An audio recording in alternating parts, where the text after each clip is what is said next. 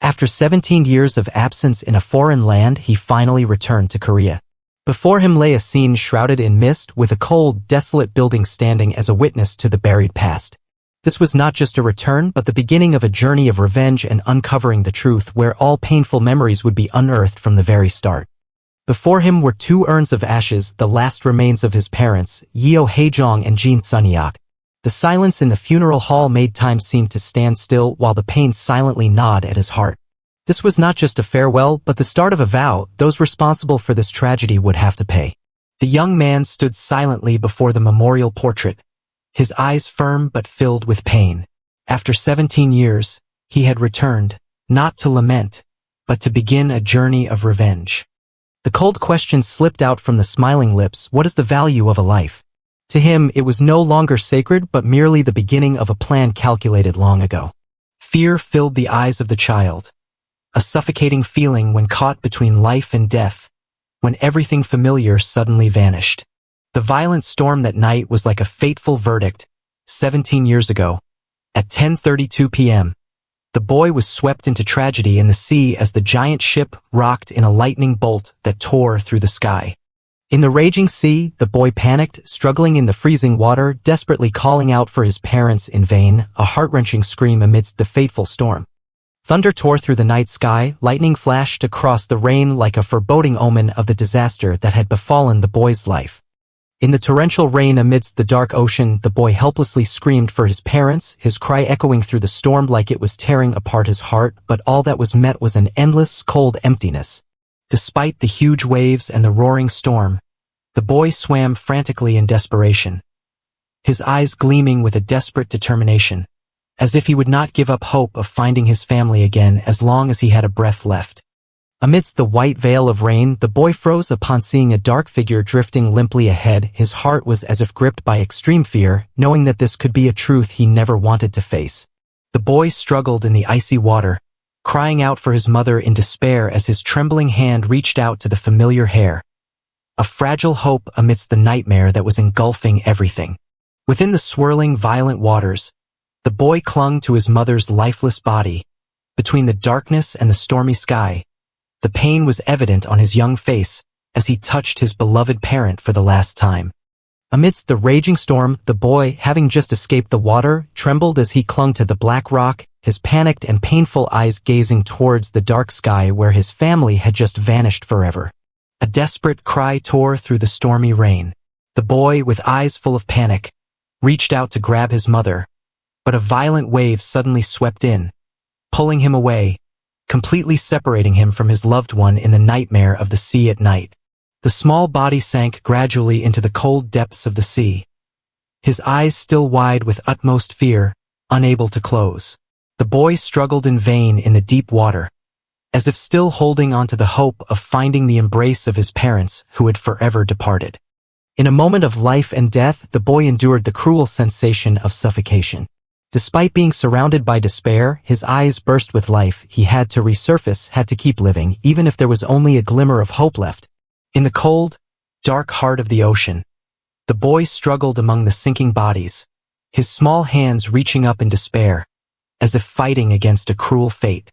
Life was now just a faint light above him. Small air bubbles slowly rose in the deep water, drawing the gaze towards the faint light above, where the hope of survival seemed to be fading away. A static frame, yet heavy with emotion, like the last breath dissolving into nothingness. In the dark waters, the boy panicked, swimming among the lifeless bodies floating around him. The light from above shone down, reflecting on his young, fearful face. It seemed he was the only survivor, struggling at the thin line between life and death. In the deep, cold waters, the body of a man drifted silently, his face smeared with blood, still holding a strange smile, as if carrying a secret he never got to reveal. The faint light from the surface only added to the eeriness of this moment. Around the boy were numerous lifeless bodies floating in the dark sea. Blood spread in the cold blue water, creating a scene both tragic and horrifying. Outstretched hands seemed to be grasping at life that had slipped away. The boy opened his eyes wide, frozen in shock as he stared ahead. His eyes were filled with panic and astonishment as he discovered something in the deep water that was beyond anything a child could imagine. The air seemed to freeze, as if his breath was being squeezed out by the revelation. In the cold and dark water, the boy's eyes widened as he saw his parents' bodies sinking, their clothes stained with blood like haunting marks. The harsh reality hit him like an undertow. They were gone. The cry, "Dad! Mom!" was choked back in despair, buried deep beneath the ocean of memories. The boy stretched out his hand in desperation in the cold heart of the ocean, his panic-stricken eyes clinging to a final glimmer of hope amidst the water that was squeezing the life out of him.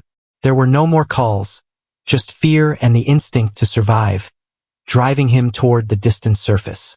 Just as the boy was about to exhaust his last strength, a man emerged from the rain and the raging waves, grabbed the boy tightly and shouted loudly, "Calm down, Taeha." The intensity in his voice and the firm grip pulled the boy back from the brink of death. In the midst of the fierce storm, the man reassured the boy, his eyes firm and full of life. "Good, you're still moving, aren't you?" Amidst the swirling waves, his voice was a lifeline, pulling Taeha out of fear and despair. Taeha looked up in panic through the pouring rain, his shaking voice calling out in desperation, "Grandpa." The horror was evident in the boy's eyes as his fragile life seemed to be drowning in the stormy sea and sky. Chairman Jin Seok, now 72 years old, despite the rain, wind, and raging sea, clung to hope with determination. In the midst of danger, he raised his head, silently thanking heaven, for at least it seemed that fate had not yet turned its back on them. Amidst the roaring waves, Taeha choked back a scream to his grandfather, tears mixing with rain. He had just seen his parents still underwater.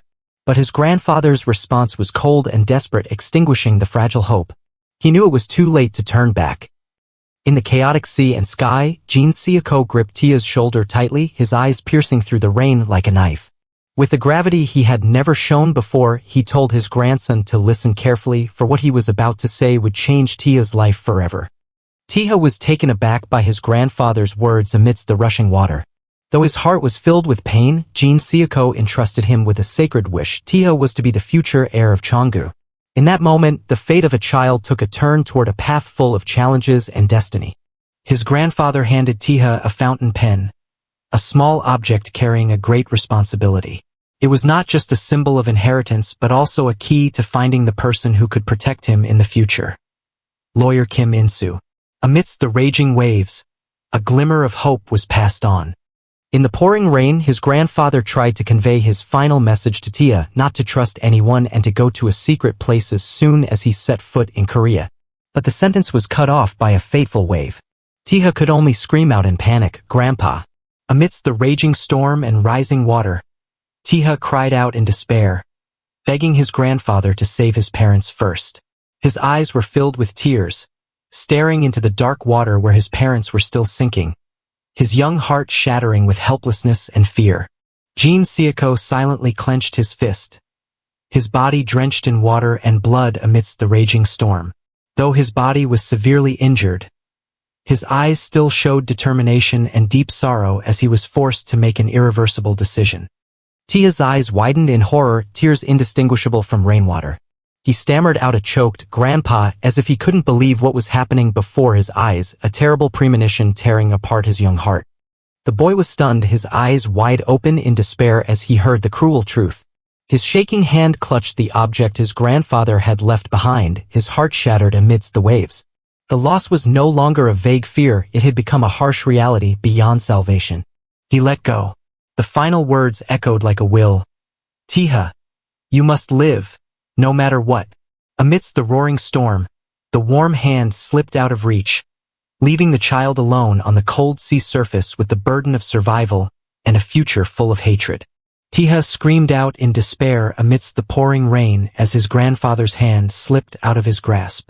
The moment of parting was torn apart by the raging waves and choked sobs, marking the beginning of a child's solitary journey amidst the ocean and a destiny full of loss.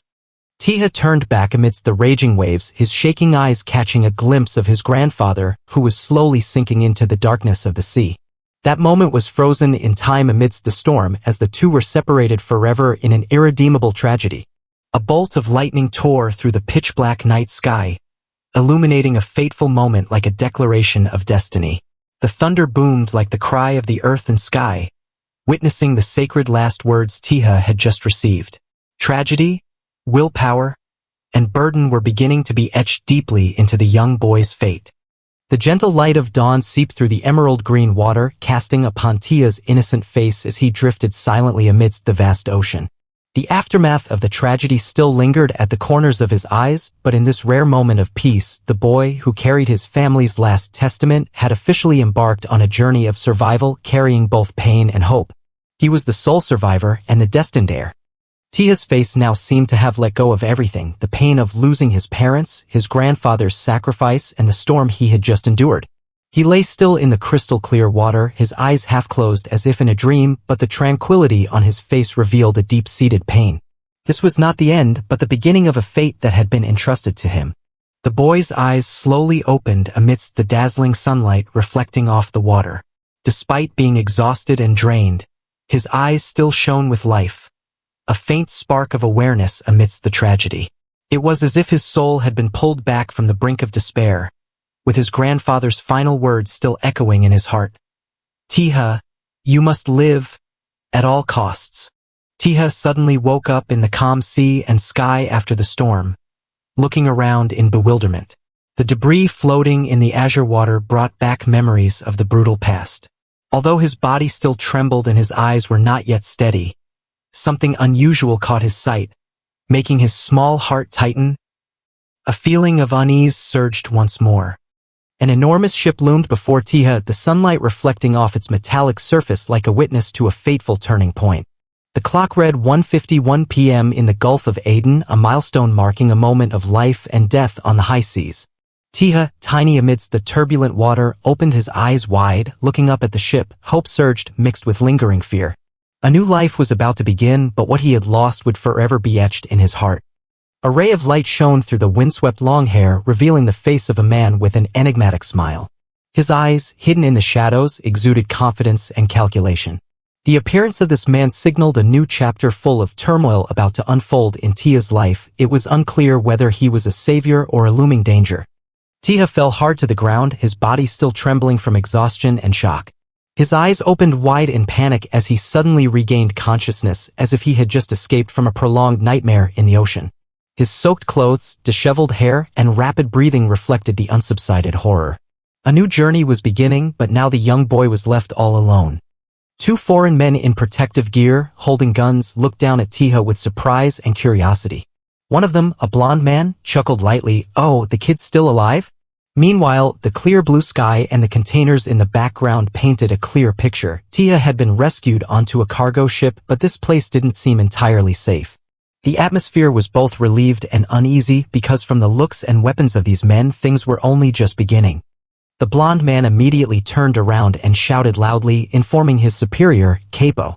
The kid's awake. He's not dead." His eyes widened in a mix of surprise and urgency, signaling that Taeha's survival was unexpected. The clear blue sky in the background contrasted sharply with the chaos they had just experienced, highlighting this moment of life and death. It seemed that Taeha's awakening would trigger new turmoil. As Taeha regained consciousness, he found himself face to face with a tall man holding a gun, making him jump in alertness. A strange but logical thought crossed his mind. Is he Italian? Perhaps because of the man's accent, appearance, or how the others addressed him as capo, a term commonly used in the Italian mafia. A sense of danger loomed, but Taeha tried to remain calm to assess the situation. The blond man turned around again, shouting "Capo" with urgency as if to report something important to their leader. The seriousness in his eyes and voice indicated that the situation had gone beyond expectations, especially since the boy they thought was dead had survived. The atmosphere on the ship's deck was tense, with all eyes focused on Capo, the powerful figure who had yet to reveal himself. A voice boomed from above, "Come here."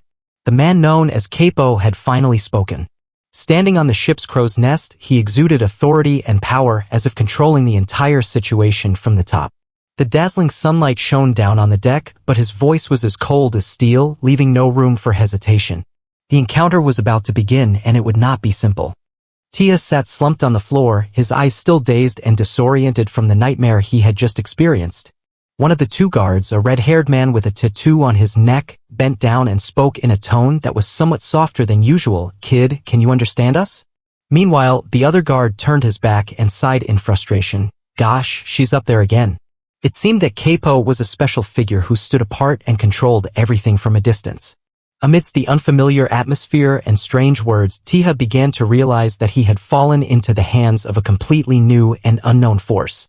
A close-up of the red-haired guard revealed a strange tattoo on his neck, a symbol resembling a stylized ship's steering wheel, looking both ancient and menacing. The angled light cast a shadow that divided his face, making his half-smile even more mysterious.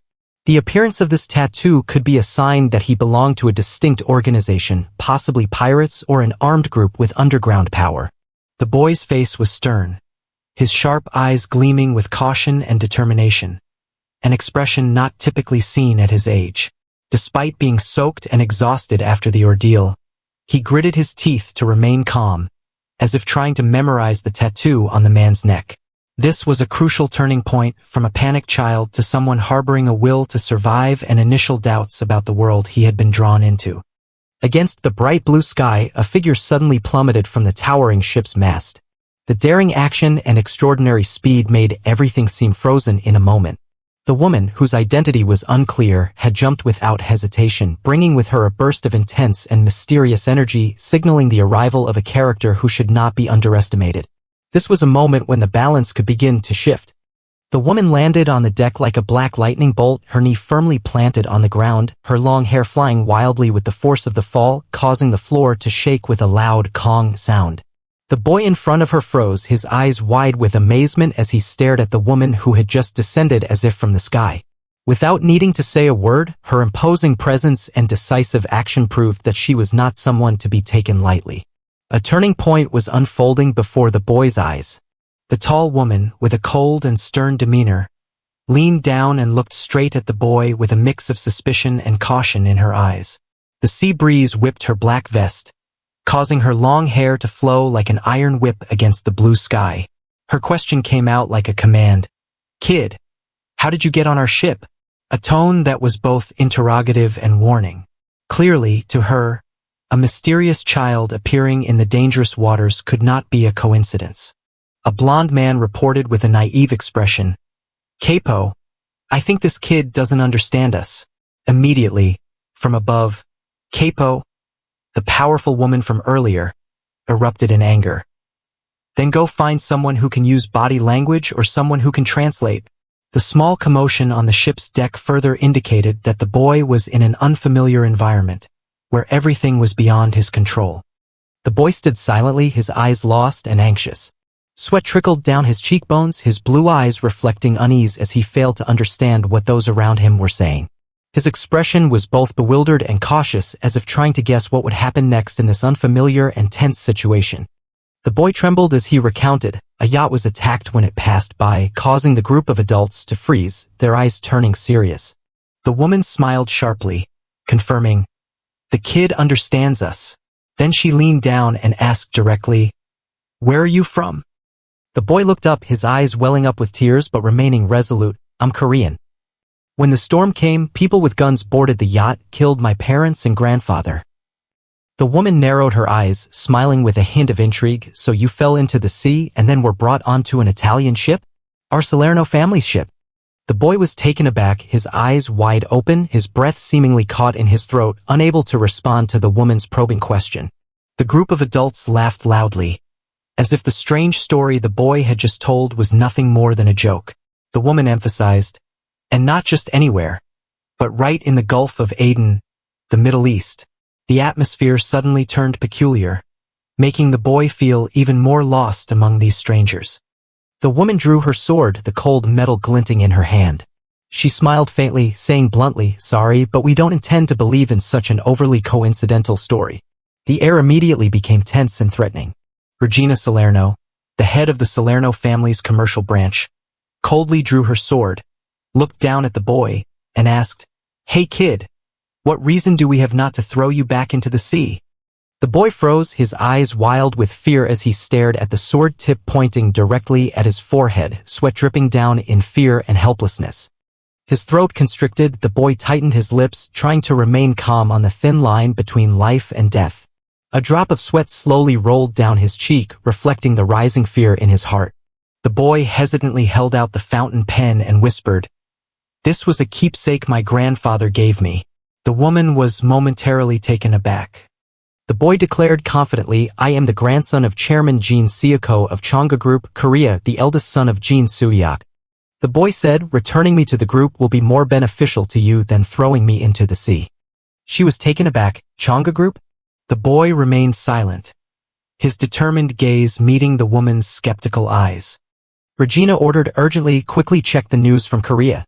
The man asked, do you know any other languages? The boy looked puzzled. Huh. The boy replied, yes. Cantonese, English, Japanese, Arabic, Spanish, Hindi. Esperanto. I can speak basic phrases in those languages. Ma'am, here's the news from Korea.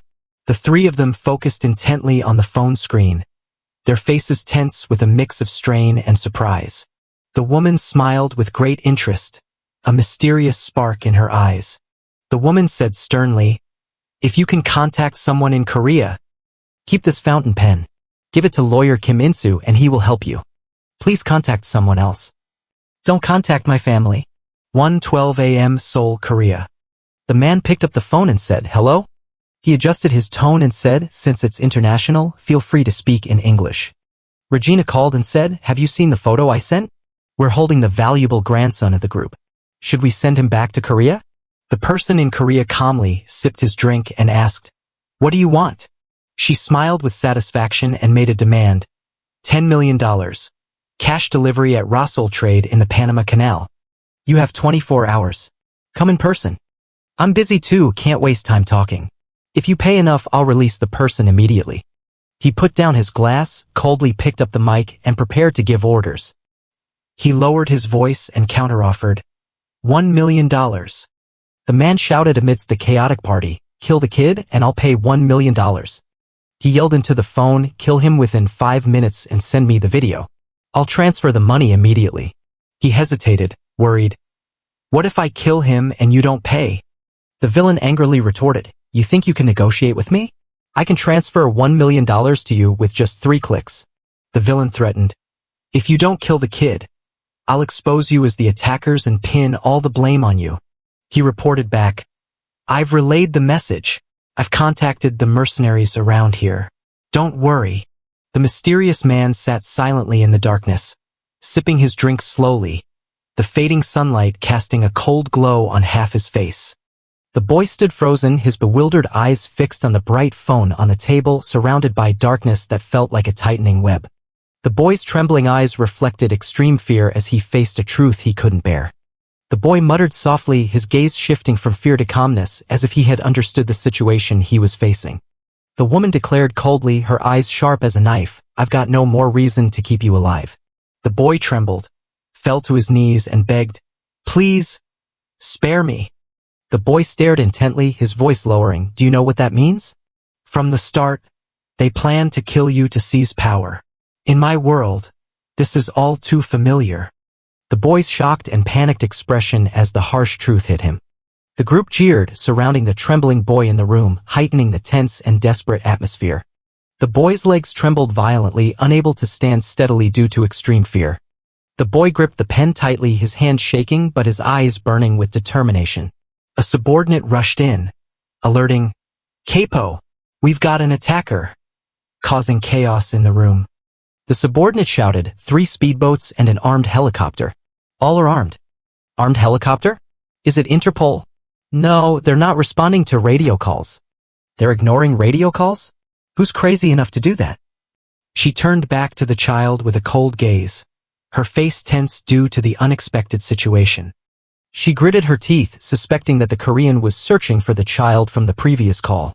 The boy bravely stabbed the pen into his hand to create an escape opportunity. All 3 were stunned by the boy's bold action. The boy trembled but stood firm, declaring, killing me is pointless now. The woman glared angrily, while the boy clenched his fist, blood dripping from the wound, unwavering.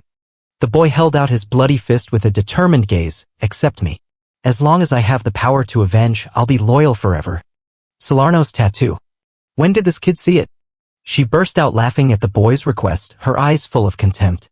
She joyfully ordered a party to be held while the boy stood silently, his hands still bleeding. She asked coldly, her sharp eyes fixed on the boy, who was trembling with his head bowed over the blood on the table. She gazed deeply into his eyes, confirming one last time, "You want the power to avenge, even if it means being stained with blood?" In the heavy downpour, the boy screamed desperately, "Taeha, you must inherit Changgu." The boy clenched his fist, his eyes filled with determination. She smiled, amused by the boy's resistance. She kicked open the door and ordered, "Follow me." From now on, the boy's life belonged to Salerno. Live and die for the family. With her head held high, she faced the armed helicopter, ready to step into battle. Taeha stood frozen on the ship's deck, his eyes wide with shock as he looked up at the sky, blood dripping from his hand. 17 years later, Taeha appeared, mature and confident, with cold eyes and a self-assured smile. No body was found, but this was still the only place for him to pay his respects to the deceased. The young man smiled quietly before the resting place, his eyes reflecting a mix of serenity and deep determination. His eyes suddenly wavered, noticing something unusual in the silence. A car sped towards him in a tense moment as if it wanted to shatter the stillness. A burst of gunfire shattered the rear window and he dodged the bullets by a hair's breadth, his cold eyes filled with killing intent. The hail of bullets tore through the glass wall and the urn, shattering everything and sending shards flying everywhere amidst the deafening explosions. A group of assassins stepped out of a black car, simultaneously aiming their guns and firing without hesitation. One of the assassins, enraged, stamped his foot and cursed his companions for missing the target. Lee Jang-gu, the security manager of the Changgu Group, ordered a search for the CEO. Lee Jang-gu was furious, unable to believe that someone dared to kidnap the CEO of the Changgu Group and expected to survive. A subordinate reported that they had found the suspect's car, just as manager Lee Jang-gu had described. The people from Changgu emphasized, "We must ensure the CEO's absolute safety." A violent explosion destroyed both the car and the surrounding area. Blood splattered behind the manager as one of his subordinates was killed right in front of him. The man in green descended from the sky, swinging his sword with both hands, blood splattering everywhere across the battlefield. The Changgu manager stood stunned, looking down at the deep gash in his abdomen, his face filled with outrage. The manager panicked, realizing that his bulletproof vest couldn't withstand the previous blow. An enraged attacker charged forward, cursing his opponent for being cowardly. The young man turned around coldly and retorted, "It's not your turn to judge." The young man unleashed a powerful spinning kick to his opponent's back, a swift counterattack that caught the enemy off guard. A deadly hook sent blood spraying as the opponent crashed to the ground midair. Empty eyes, blood stained behind. He had realized his impending death. Covered in blood, he stood silently in the night. He had completed his revenge. With a calm expression still stained with blood, his revenge was complete. Leaving the flames behind, he walked away without looking back. He got into the car, the flames and black smoke still swirling behind him. He opened the paper bag, his cold eyes filled with calculation, his cheeks still smeared with dried blood. He stepped out of the car, carrying the paper bag, and walked resolutely across the empty parking lot. The bound man trembled, begging for mercy, while Taeha coldly opened the trunk, his eyes showing no hesitation.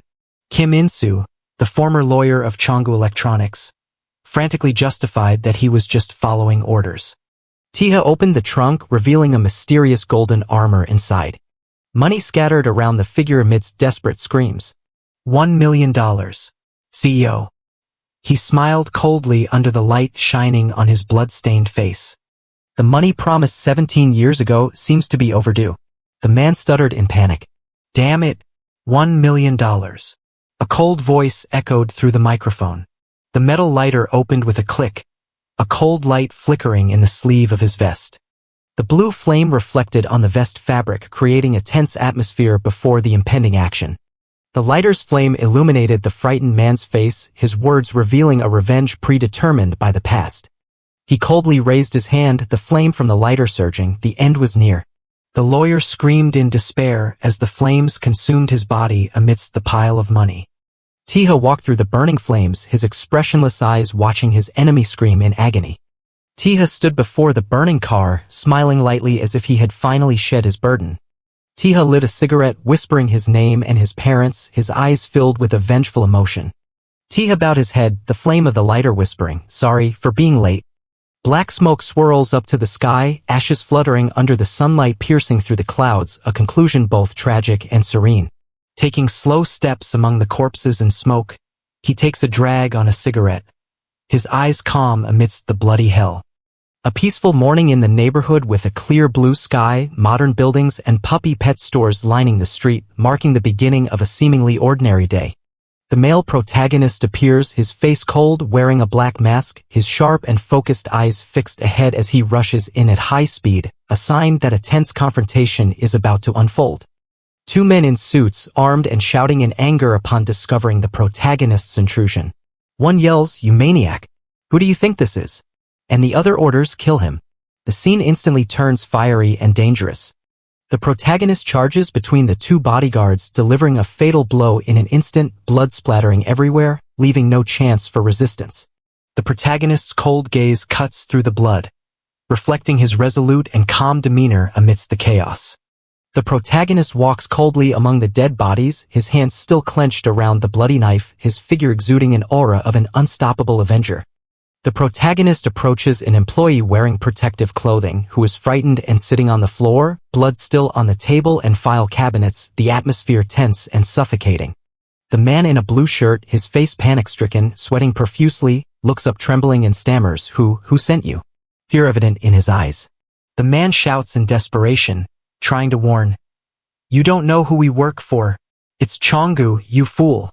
He continues to threaten, "Do you think you'll be safe after this?" Attempting to salvage the situation by mentioning the power behind them.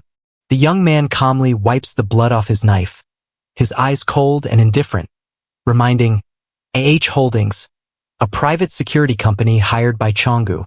His statement clearly shows that he is fully informed and unafraid of the power behind them. The man tries to remain calm, revealing, "Our task is to protect the secrets of Chonggu's directors and key executives outside work hours, especially in the Gangbok area. Most of their time outside of protection duties is spent monitoring the private lives of those who oppose Chonggu, including journalists and whistleblowers. They carry out kidnappings, assaults, murders, and other violent acts under contract, essentially functioning as a professional criminal organization." The two bound individuals struggle to break free, making desperate, futile attempts to resist.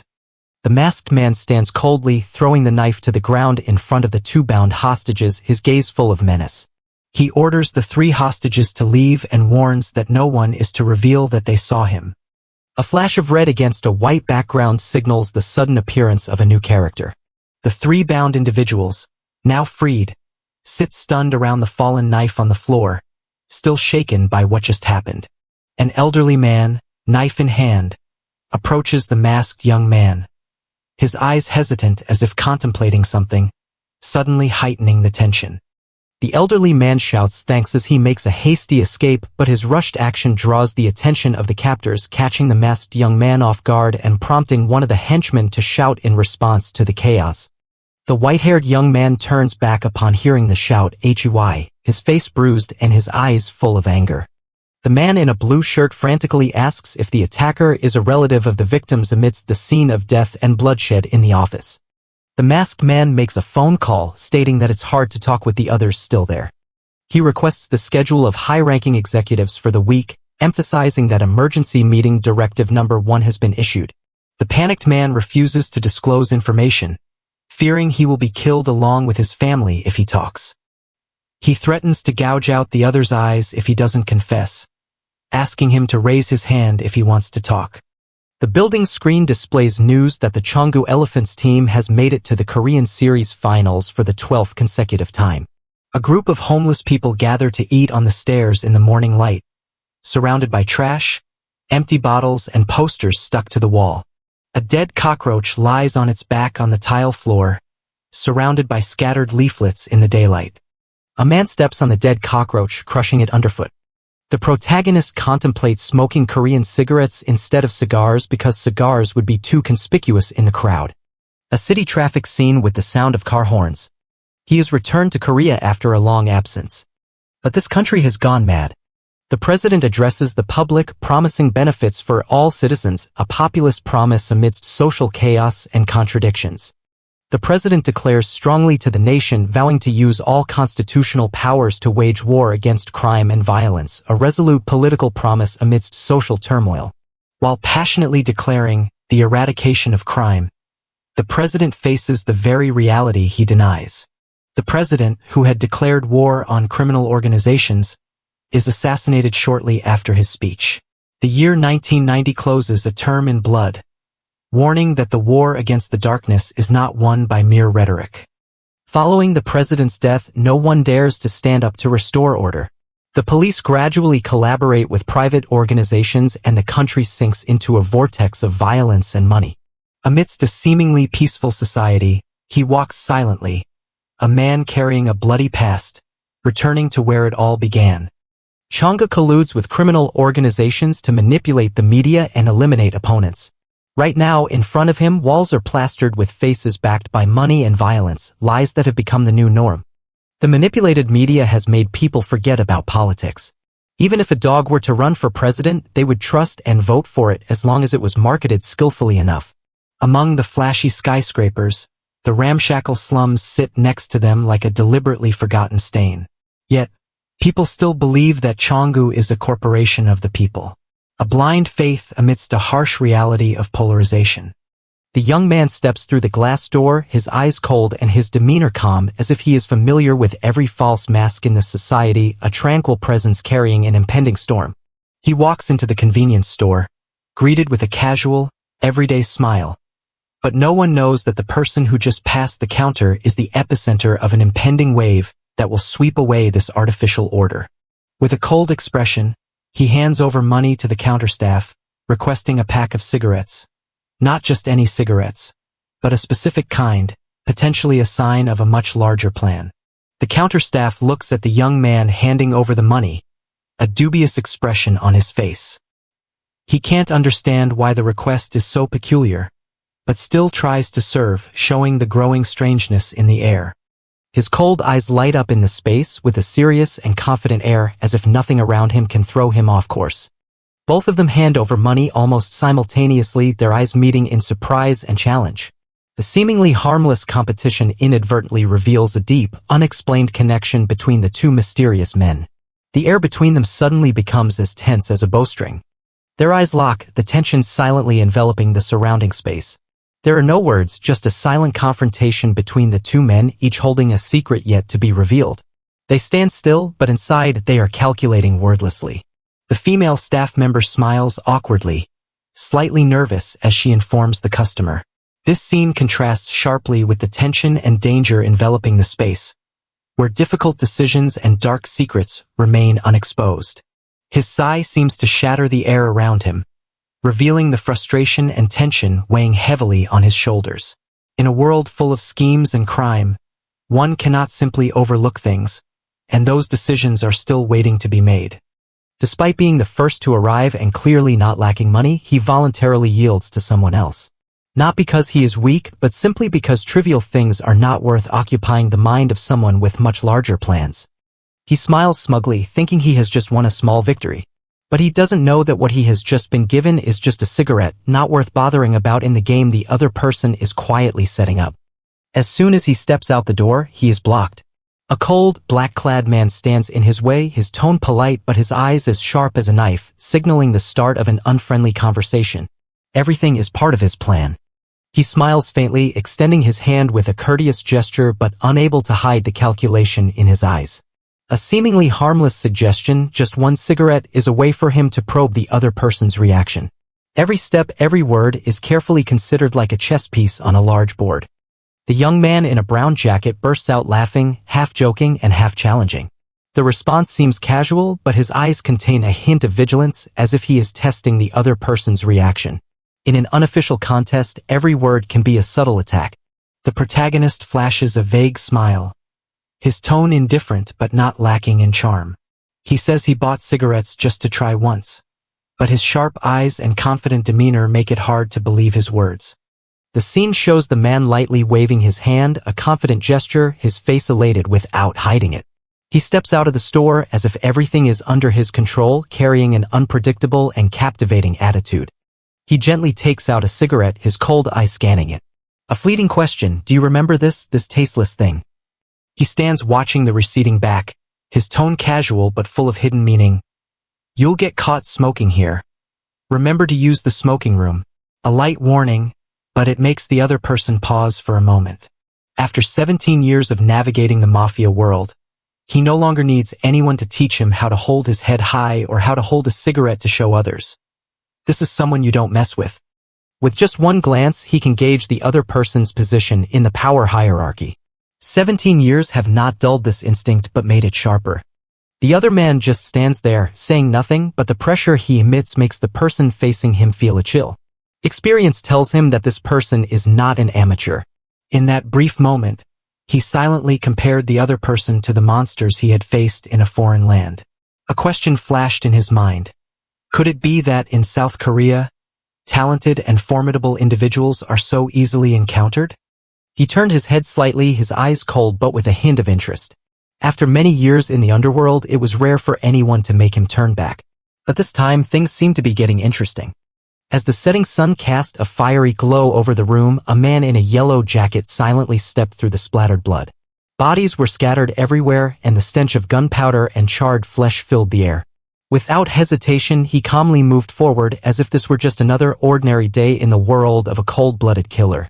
He stood amidst the chaos, a cigarette dangling from his lips, his cold eyes piercing through the hazy smoke.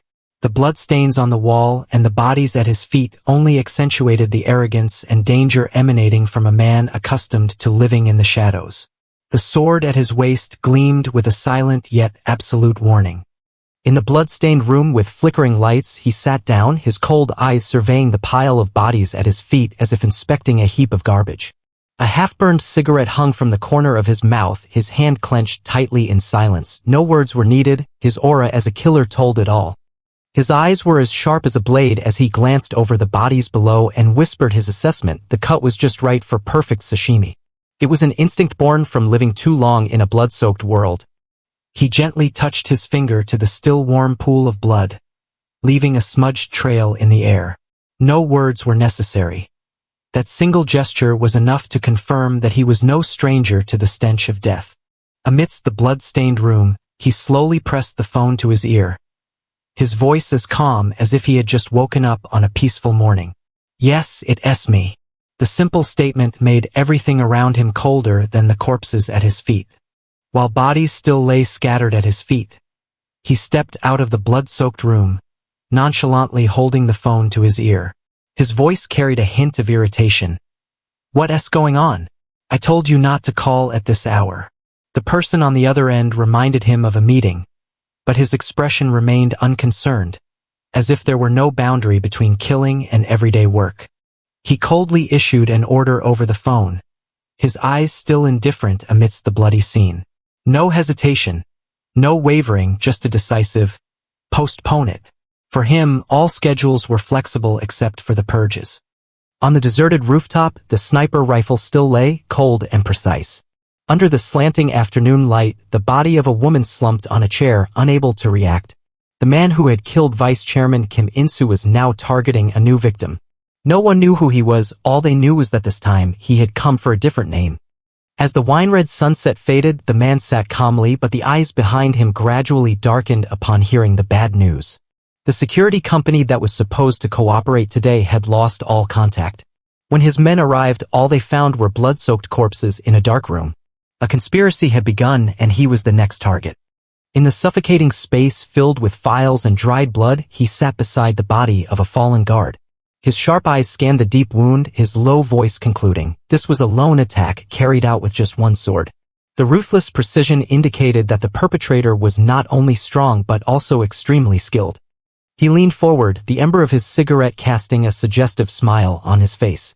His voice was soft but firm, like a dagger thrust into the listener's heart. The killer of Vice Chairman Kim In-soo was no ordinary person, and he knew exactly where the secret meeting took place. A warning was veiled under a layer of calm, deadly intent. The wine glass lightly touched the table, producing a crisp sound amidst the tense atmosphere. The man behind it didn't flinch. With a firm tone, he reiterated the tradition of the Chonga clan, an unchanging rule: in times of crisis, all branches of the clan must unite. It wasn't an explanation, it was an unspoken command. He leaned back in his chair, looking relaxed as if everything were just a joke. The tradition of the Chonga clan was a closely guarded secret, passed down within the family, yet the other party knew and had acted first. His words seemed surprised, but at the bottom of his eyes was a cold vigilance. Because of this, he had no choice but to assign a secret task to the other party, demanding they uncover the infiltrator in absolute silence. He placed his hand on the bleeding wound of the severely injured man, his tense eyes following each faint breath, trying to find any remaining clues. As his fingers touched the blood, a familiar name burst from his mind, Blade. On the street corner, the young man in black smiled amiably, asking to borrow a cigarette. His polite demeanor hid something dangerous. He pulled out a cigarette from the pack with his left hand, revealing a scar on the back of his hand, a memory of a once ruthless individual. The person couldn't be an ordinary individual, wounds like that only appear if one has wielded a sword and survived countless battles. In the darkness, Cheon Heemin wondered, is there anyone else in the family strong enough to wield a sword that he hadn't known about? The man standing outside sneered, my family? They're useless, they can't even cut an apple properly. Cheon Heemin was taken aback. Unable to refute or deny, he silently accepted the order along with a hefty sum of money to guard the place. Light streamed in through the slightly ajar door, illuminating the floor littered with corpses and fresh blood. Cheon Heemin stepped in, his eyes cold. Although reluctant, he accepted the offer. However, his voice was firm, I'll come, but enhance the security. Cheon Heemin hung up, visibly irritated. His face twisted in annoyance at being given orders, but he ultimately acquiesced to the directive. As soon as he ended the call, he vented his frustration on the bodyguard beside him, muttering arrogantly. In his eyes, taking orders from others was an affront. While adjusting his tie, he heard a strange noise behind him. His sharp instincts immediately put him on guard. He rushed into the meeting room, unable to hide his surprise at seeing the chairman already seated there. Cheon Heemin exited the dark alley, phone in hand, reporting the situation. He confirmed he would withdraw after completing the temporary support task. Accused of betrayal, he was perplexed. His expression was a mix of disbelief and anger, as if he couldn't believe his loyalty was being questioned. Despite his initial hesitation, he walked away resolutely. 100 million was the price that made his hesitation disappear, leaving only determination to complete the contract. The call continued, this time a vague warning about an imminent danger. His face was somber and he began to feel uneasy. He ended the call with a resolute expression. Although unclear about the details, he kept his promise to explain later, his demeanor calm and cold. A stranger emerged from the shadows. His casual remark about one stick not being enough filled the air with suspicion. The game had begun. A young man in black leaned against the wall, his eyes cold. He emphasized that encountering someone with such skills near the scene couldn't be a coincidence. He had been tracking his target for a long time. Cheon Heemin laughed bitterly, holding his head in exasperation. Today was a day of humiliation, losing medicine, being followed, and being outsmarted. He gritted his teeth, half laughing and half angry, pointing out that he wasn't foolish. This was the first time he'd been played like that. Both began to close in on each other. Under the streetlights, their heavy footsteps echoed tensely. A question was about to be asked. The opponent's eyes gleamed, directly asking, "Who are you?" The atmosphere was icy, enveloping the alley. Cheon Heemin maintained a smirk. He pointed at the opponent, responding nonchalantly that he was just helping with something, nothing serious. The opponent didn't respond. Up close, his eyes flashed with caution and readiness to act. The figure in black drew both swords from his belt.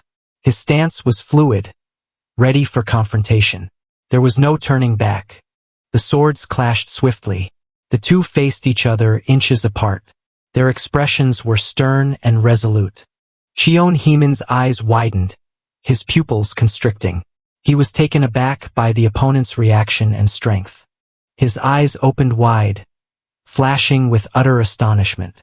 In that moment, all calculations vanished, leaving only instinctive caution against a completely unexpected opponent.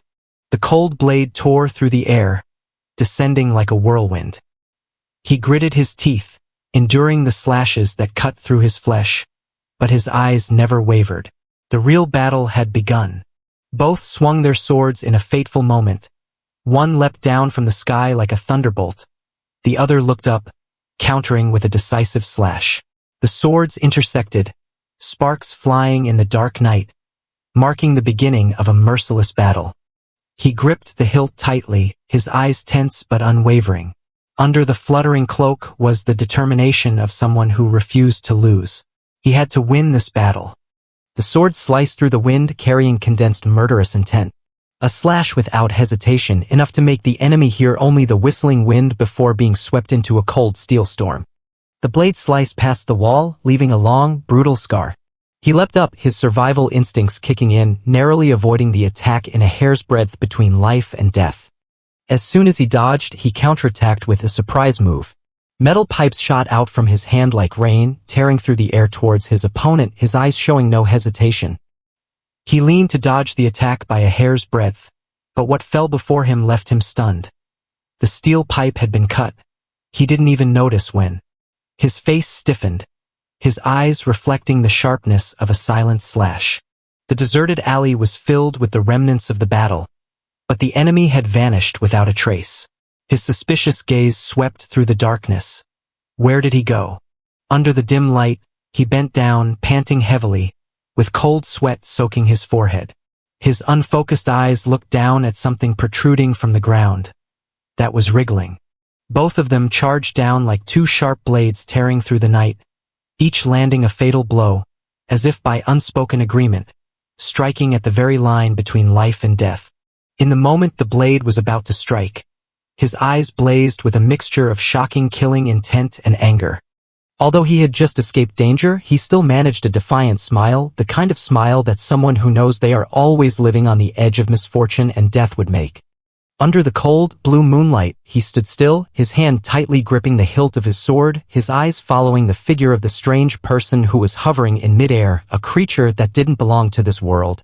A nagging question echoed in his mind. Why did those monsters keep targeting people like him? The assassin swooped down like a ghost, his sword clutched tightly in hand, ready to strike a fatal blow. The young man below remained oblivious, unaware that death was closing in right behind him. Recognizing the danger closing in from behind, he gritted his teeth and cursed, his hand clenching the hilt of his sword. There was no retreat. The battle had officially begun. He swooped down from above like an arrow released from a bow, swinging his sword forcefully to finish off his opponent. But the black-clad man reacted just in time, dodging the attack in an instant and sliding across the dangerous ground. The attack from above descended like a scythe of death, but the black-clad figure managed to twist his body to avoid it, then flipped backward and slid along the ground, driven by momentum. The situation was becoming increasingly tense. Blood still flowed from the wound on his chest, his body crumpled to the ground, devoid of any strength to resist. The man in the black vest turned, drew a knife, and walked away with a cold demeanor, not bothering to look back. He turned his head, his cold eyes revealing a hint of caution. His voice was not loud, but it was enough to serve as a warning. It was better for the person facing him to be cautious with their next actions. He glanced at the corpse lying motionless in the dark alley, his eyes gradually growing colder.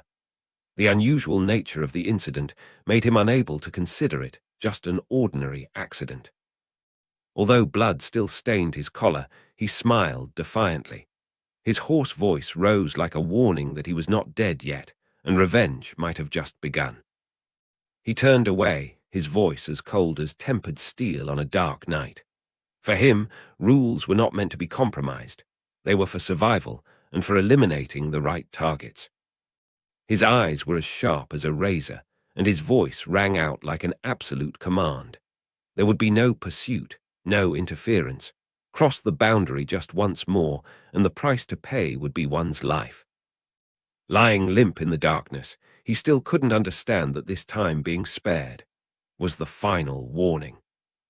He lowered his head, his eyes quiet but not hiding a cold undertone as he uttered a phrase, as if the debt of life and death was just the price of a cigarette. Lying in a pool of cold blood, he slightly curled his lips in a sarcastic smile, exchanging a cigarette for his life. The profit was too bitter. Under the cold moonlight, the final words echoed between the concrete walls. The value of a human life, cheap to the point of being heartbreaking. The car sped through the night, cutting across the chaos behind it. One survivor, one left behind, and a warning that might not be the last. Blood seeped through his fingers, but his eyes remained cold. The wound wasn't deep, and the mission wasn't over yet. Despite the blood still flowing, he gripped the steering wheel tightly. Pain was pushed aside. As long as he could move, he wouldn't stop. His blood-stained fingers gripped the steering wheel tightly, his eyes fixed on the road ahead for the final stretch. The revenge that had been brewing for 17 years was finally about to begin. Though the blood hadn't stopped flowing, his gaze didn't waver. The clock was ticking down, and he knew that in just 32 minutes, everything would be over. Blood splattered everywhere, his eyes wide with panic. There was no warning, no chance to resist. Death came like a blade tearing through the silence. 17 years ago, amidst the splattering blood and stifled screams, he could only watch as tragedy struck too quickly, too ruthlessly, and was beyond salvation. Amidst the blood-soaked scene, his mother's desperate scream was the last shield protecting Taeha's innocent eyes, but the memory had already etched deeply into the depths of his mind. In that tragic moment, Taeha broke free from his mother's arms, his cry of "Dad" tearing through the night, as if trying to cling to something that had already slipped away forever.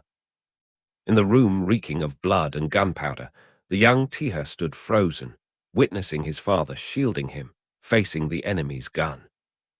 CEO Jin Sunyeok, his face smeared with blood, shouted in the midst of chaos, his final words before fate swept everything away. Under the pouring rain and the echoes of gunfire from behind, Taeha was dragged away in despair, his young heart unable to accept the permanent separation. The scream that tore through the night made both of them freeze for a brief moment, but it was enough for the horror to be deeply etched into Taeha's memory forever. The masked men retreated in chaos, leaving behind screams, bloodshed, and a child with memories that could never be erased. The young boy trembled, calling out for his mother in the pouring rain, his innocent heart not fully understanding the tragedy, but the fear had already seeped into his very bones. His mother bent down, her eyes stern as she instructed him in the pouring rain, placing all hope of survival on the young boy. She smiled one last time, hiding her despair behind gentle eyes, entrusting her child with the most sacred command: to live. In the dark moment, a brutal command rang out. The perpetrator didn't need a reason, just corpses and explosions. The young boy was stunned in the midst of the chaotic storm. The thing that dazed him the most was his mother tongue. The soldier didn't hesitate, raising the gun barrel. The cold reflection in the red lens signaled a shot that would end everything. She screamed in despair, her eyes blazing with urgency, urging the young boy to escape before it was too late. Taeha ran with his head down along the train corridor amidst the heavy rain, his heart weighed down by the shout behind him and the fear in front of him. Taeha looked back in the downpour, his panic-stricken face shouting desperately in vain, knowing that no one could answer him at that moment. With a bitter throat and tears mixed with the rain, Taeha kept running, as if he could leave the tragedy behind. In the midst of the violent storm, the train shook violently, as if it was about to sink into hell along with the secrets that had yet to be revealed. A deafening explosion tore through the rain curtain, and flames engulfed the train, completing the cold-blooded purge. Amidst the heavy rain, a lifeboat drifted quietly away from the smoldering wreckage, the only fragile life left after the night of slaughter. In the darkness of an isolated mansion, the Chung family gathered with a chilly and calculating atmosphere. Jin Juhi, the eldest daughter, with a sharp gaze behind her wine glass, was the first to raise questions about the death of director Kim In-soo. Jin Jae-song, the second son, casually joked about the chaotic private life of the deceased as if it were just a dinner topic. When the dinner table turned into a battlefield of words, Criticisms were aimed directly at private lifestyles, exposing the shameless nature of each person. Jin Jongwon, the youngest son, was not concerned with tragedy or morality. He was only interested in the remaining shares. A hand slammed on the table among those who were jesting, signaling the arrival of someone who would disrupt all compromises within this powerful family. In the quiet mansion, the secret family meeting began with a cold, silent word. No one dared to speak when the one who truly held power spoke. Jin Gyuho, the eldest son of the Chung group, leaned back behind his wine glass, his deep voice issuing commands. A mere nod was enough to silence all excuses, leaving only a cold report from the next person. Jin Chung stepped forward in the tense atmosphere, his bright smile as if this were just a casual stroll. No one knew what he was hiding beneath his harmless appearance. Under the faint light by the dock, the last survivors were dealt with without hesitation. All leads were cut off. The truth now remained only in the hands of the strong. Jin Chung smiled lightly, concealing his ruthlessness behind an innocent face. Meanwhile, Jin Gyuho's eyes remained sharp. He knew that in this family, no one acted without calculation. Blood splattered in an instant. Without warning, without hesitation, the cold shot ended the life of the person standing opposite, as if it were something that had to be done. The atmosphere in the dining room instantly froze. All three people were stunned, their panic-stricken eyes directed towards the source of the gunshot, as if they had just heard the tear of the false facade they had maintained for so long. Mr. Jin Gyuho asked in a deep voice, his cold eyes as if tearing apart the silence. The concern about the Haejeong faction could no longer be ignored. Between the flickering lights, he bowed his head, blood soaking half his face, but his lips remained tightly shut. No words of justification, only silence full of resentment and endurance. He smiled brightly, as if the blood spreading on his forehead didn't exist. His tone was light, but the language was chilling, casually mentioning the name of the person who had been dealt with like a trivial joke. The silence was shattered by Jin Gyuho's thunderous punch, without warning, without hesitation. Jin Chung's head exploded in an instant, like the most brutal sentence amidst a dinner table that was supposed to be a family gathering. Jin Gyuho pinned his son against the wall with white curtains, the blood underfoot still wet. His voice was low, but the anger in every word was as sharp as a knife. Not knowing who the culprit is, losing track of him for over 24 hours, and then reporting it to the Haejeong faction. What are you playing at? He growled, his hand clenching a broken wine glass in anger. If the chairman and Sunyeok hadn't died 17 years ago, a useless person like you wouldn't have had a chance to step into this house. Beneath his blood-soaked hair, his eyes gradually changed color. Veins bulged, and killing intent seemed to burn everything. The anger was no longer contained. The blood on his forehead was still wet, but the smile on his lips shone brightly as if nothing had happened. He raised his head, his eyes arrogant. The troublemaker would be caught within 12 hours. She curled her lips, her eyes mixed with sarcasm and indifference. Despite the bloodshed, despite the storm approaching, he remained the same, arrogant, loud, and never changing. They leaned in close, their whispered words carrying confusion and concern. Despite the eldest son always being humiliated in front of everyone, he was, after all, blood within this house. A cold gaze pierced deeply like a knife. Not because of hatred. The unexpected words made the other person pause. A different truth was being revealed. He stood in the darkness, his mouth curling into a slight smile amidst the still-wet bloodstains. They say it's something terrifying. The air sank, as if the entire house was holding its breath, waiting for the truth to surface from the depths. As he stepped out of the darkness, he stretched out his hand coldly. "Hand over your phone." The brief command was laced with pressure, causing the person opposite him to freeze, not daring to resist. He stood before the camera lens, phone in hand, and used his other hand to wipe away the blood on his face. The action was strangely calm, as if he were preparing for a call more important than the life just lost. The secretary responded curtly, her eyes calm as if everything was part of the plan. "They're ready." No further words were needed. They were just waiting for the final order to act. He smiled in satisfaction, licking the blood on his lips like someone addicted to the sensation of chaos. His voice trembled with excitement, but his eyes remained as cold as ice. "How thrilling! I wonder how he'll show up, Tilda." The car sped through the night, its tires gripping the road tightly as if carrying an impending fury. There was no more time for hesitation. The real game had begun.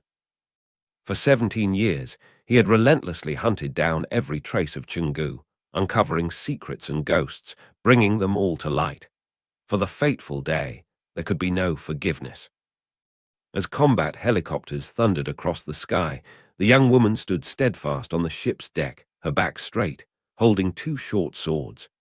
Her gaze was fixed upward, as if the past was replaying the day the Salamo clan brought her back, and a bloody fate began to change course. Before the funeral ended, the seat of power had already found a new occupant. Jin Gyuho, the eldest son, smoothly took over the shares and ascended to the chairmanship, as if everything had been prearranged.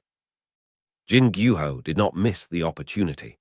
When the crime suppression campaign failed and society descended into chaos, he quickly exploited the power vacuum to expand his influence in the shadows. To consolidate his power, Jin Gyuho did not hesitate to collaborate with other forces, including the Haejeong faction, a clandestine alliance with significant influence among the financial elite. The basement of the mansion was the site of secret meetings, a family tradition maintained since his grandfather's time. Whenever there was a crisis, everyone was required to be present. He clenched his teeth, his eyes blazing with fury piercing through the darkness.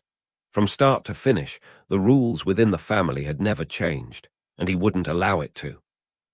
Blood stained his clothes, but he gripped the steering wheel tightly, his anger outweighing the pain. He knew it was all just a bloody play to secure a place within the system his grandfather had built with blood and rules. His eyes flashed with suppressed anger, his parents, and even himself had once been pawns in that ruthless game of power. The security guard monitoring the control room frowned. On the surveillance screen, an unidentified car sped toward them at an alarming rate, a sign that a storm was about to hit. Head of security, Kang Min-ho frowned upon receiving the unusual signal. No one was scheduled to arrive, yet the system had triggered an alarm. Unease began to spread like gunpowder catching fire. The unidentified car hurtled toward the main gate at a dangerous speed. Before the security team could react, the threat was already at the doorstep. Security Chief Kim Gwan-soo reacted immediately as he saw the car speeding wildly toward them. His face tense, he shouted into the radio, "Raise the barriers." They couldn't let anyone breach the perimeter now. The automatic barriers rose from the ground, emitting a cold mechanical sound into the night. The main entrance was now completely blocked, ready to confront the reckless driver. Undeterred, the driver stepped hard on the gas. The engine roared, the tires screeched, and the car, like a cornered beast, charged straight at the newly raised barriers. Amidst the extravagant party, cold sarcasm cut through the air like a blade hidden in wine.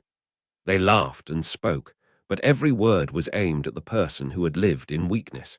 In their eyes, calculation was a useless trait for the defeated. In the dark cockpit, gloved hands gripped the safety belt tightly. No words were needed. That simple action spoke volumes. He was ready to take on an entire family. The sound of the collision shattered the night. The car crashed into the steel barricade without hesitation, as if the body was merely a tool for the rage screaming within. In the silent darkness, steel glinted under a cold hand. He drew his knife without hesitation, as if ready to sever everything with a single stroke. The car crashed into the barricade, its body shattering with the sound of breaking metal. There was no turning back. The intruder had chosen the most violent way to make their entrance.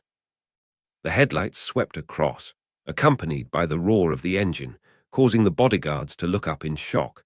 Someone had charged into the lion's den, sending a clear and singular message. Like a blade piercing through the veil of night, he charged into the encirclement. Every strike was a cold declaration, no warning, no mercy. In the moment the blood-stained blade flashed, his eyes gleamed like cold steel. The one who was once pushed aside had returned with uncontainable fury. The crashing sound echoed through the room, shaking its very foundations. In the midst of a peaceful banquet, panic suddenly descended upon them, but they had no idea who the storm that had just arrived was. A strange noise coming from the main gate froze the atmosphere in the room. The members of the family stopped eating, their suspicious eyes converging on the direction from which danger was approaching. The man chuckled softly, as if he had just realized something. His eyes narrowed with amusement. He knew very well who was arriving. Jin Chung remained seated, his eyes never leaving his wine glass.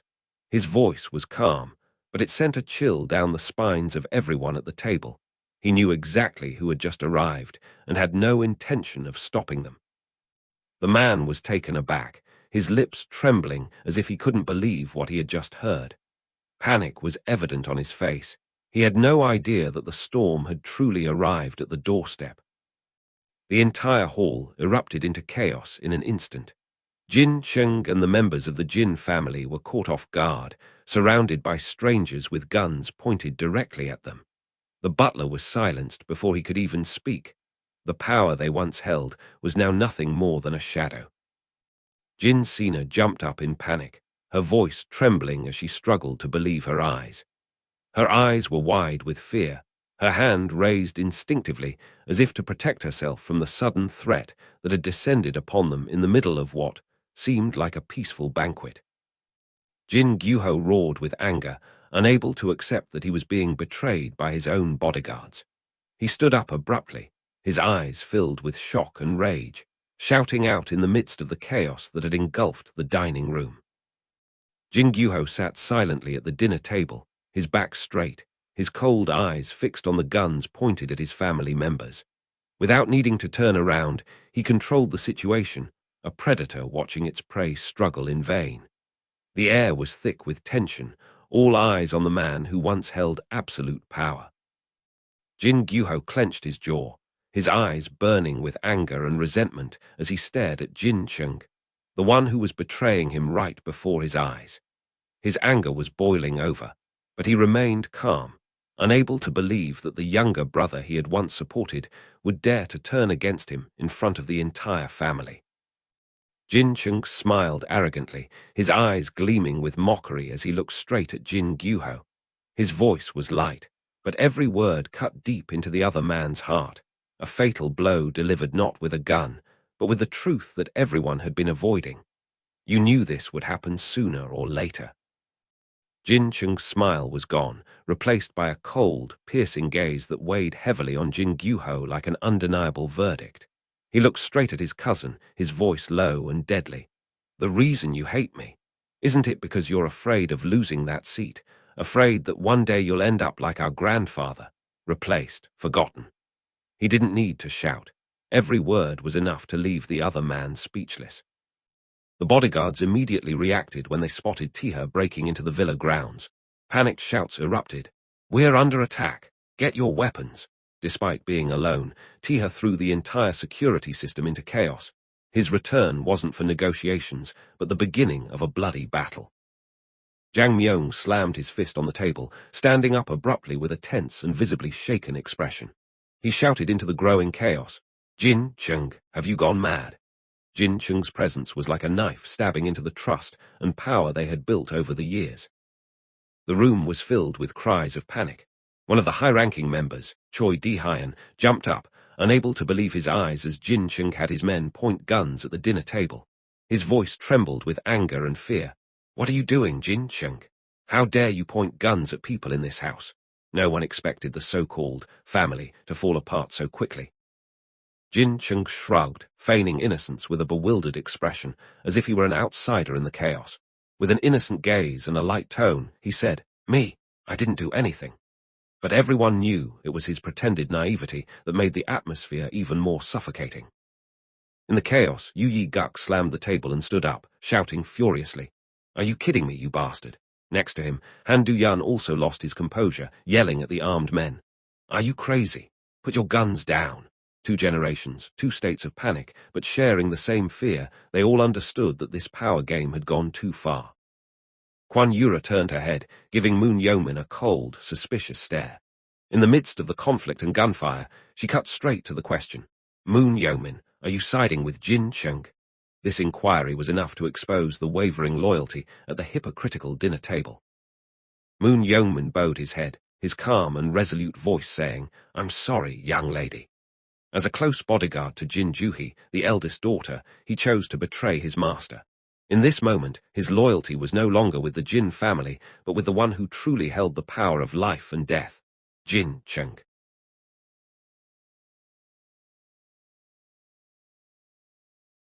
Haejeong Junhyuk blew bubbles with his gum, his lazy tone laced with sarcasm. "You should have raised our pay earlier." As a bodyguard to Jin Jongwon, the 4th son, his indifferent and bored attitude showed his lack of interest in loyalty. To him, it was all just a job, and a job should be paid fairly. Moon Dane, Jin Chung's personal bodyguard, remained cold and ruthless. She didn't need to speak or show her stance. A single piercing glance was enough to affirm that she was there not to protect the family, but to end it. Jin Myung, the father and head of the family, sat silently in the face of betrayal from those he trusted most. His heavy, disappointed voice carried deep frustration, not because he was betrayed, but because the betrayers were his own flesh and blood, whom he had nurtured. Jin Myung raised his head, his eyes blazing with intensity as he enunciated each word. He wasn't asking out of doubt. He was confirming the end of the father-son relationship he had cherished his whole life. Betrayal was no longer a hypothesis, it was a knife to the throat. The mention of Baek Junsu's name plunged the room into silence. Jin Myung didn't need to turn around to know the grey-haired old man was standing there. The man, once his right hand, now appeared behind him like the final confirmation of the betrayal. Baek Junsu's cold, steel-like eyes and calm voice filled the turbulent room. "I'm not protecting the chairman," he declared, each word heavy as a blow to the remaining fragile trust. "I'm protecting Chungu. Not a person, but an ideal. Not blood, but the values that built this empire." Jin Jae-song shouted, slamming his hand on the chair, his enraged eyes scanning the betrayers. "Snap out of it, you bastards. Do you think you're living in the Joseon era?" His anger burst forth in sharp questions. "Do you think you'll be given power in Chungu this way?" In an instant, the once arrogant man was left with nothing but despair and panic. Jin Jae-song panicked, shouting, "Committee," as a cold gun barrel pressed against his forehead. In that brief moment, power, schemes, and status all vanished, leaving only pure fear in the desperate eyes of a man plummeting from glory. A shrill scream filled the room as Haejeong Junhyuk coldly pulled the trigger. The bullet pierced the air, blood splattering everywhere. Jin Jongwon froze, collapsing in the chaos. A smirk still lingered on Junhyuk's lips, as if this was just a small part of the cold-blooded negotiation he had planned long ago. Jin Juhi was stunned, her whole body trembling as she watched her brother being shot right in front of her. Jin Jae-song, pale-faced, screamed in despair, calling out for Park Jun-ho like a drowning man clinging to a straw. But everything was beyond control. Guns were pointed at them, the betrayal was set in motion, and the mastermind showed no hesitation. Gunshots echoed through the air, tearing apart the atmosphere, blood splattering across the ceiling and walls. Cries of pain and panic never ceased. In that moment, the family gathering had turned into hell. Jin Chung smiled calmly, as if everything was within his calculations. Moon Dane silently wiped his hand with a white cloth, her eyes unruffled. In the blood-stained and smoke-filled room, only the two of them remained composed, as if they had just finished an ordinary dinner party.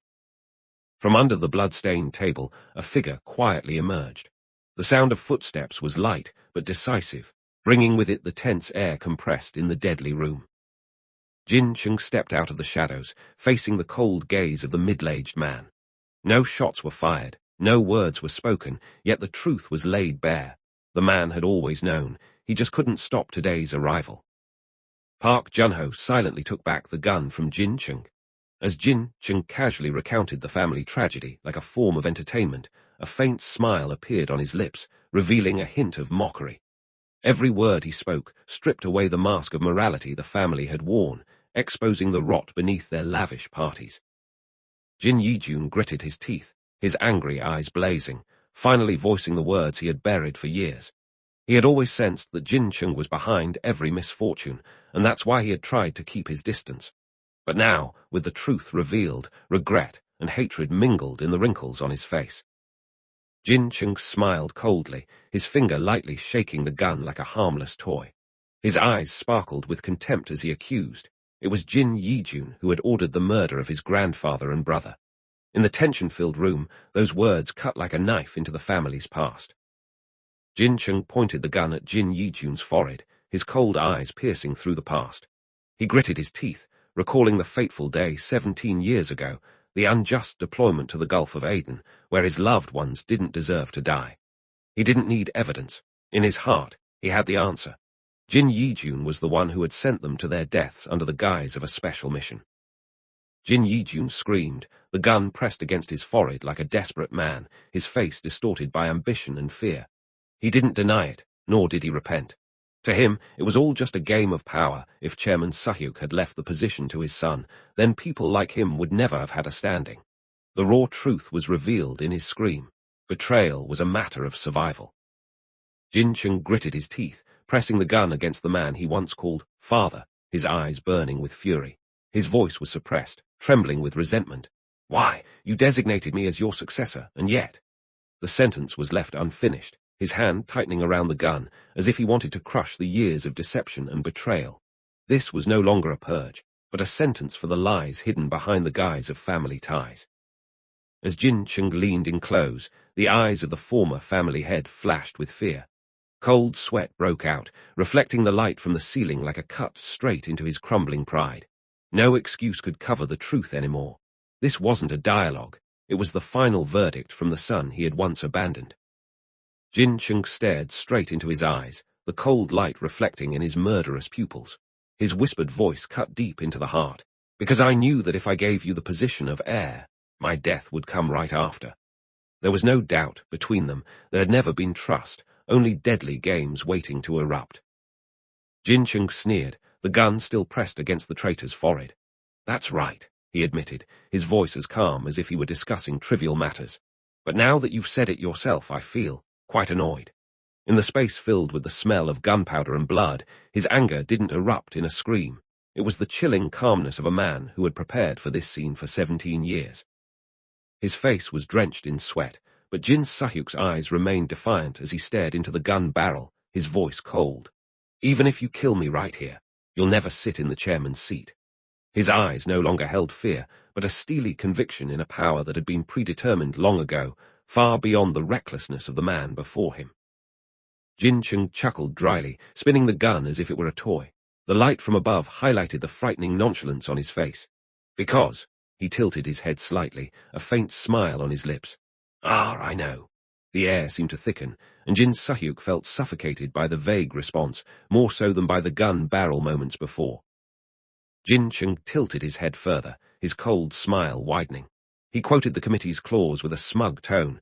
"Transferring power through a military or political coup is not recognized.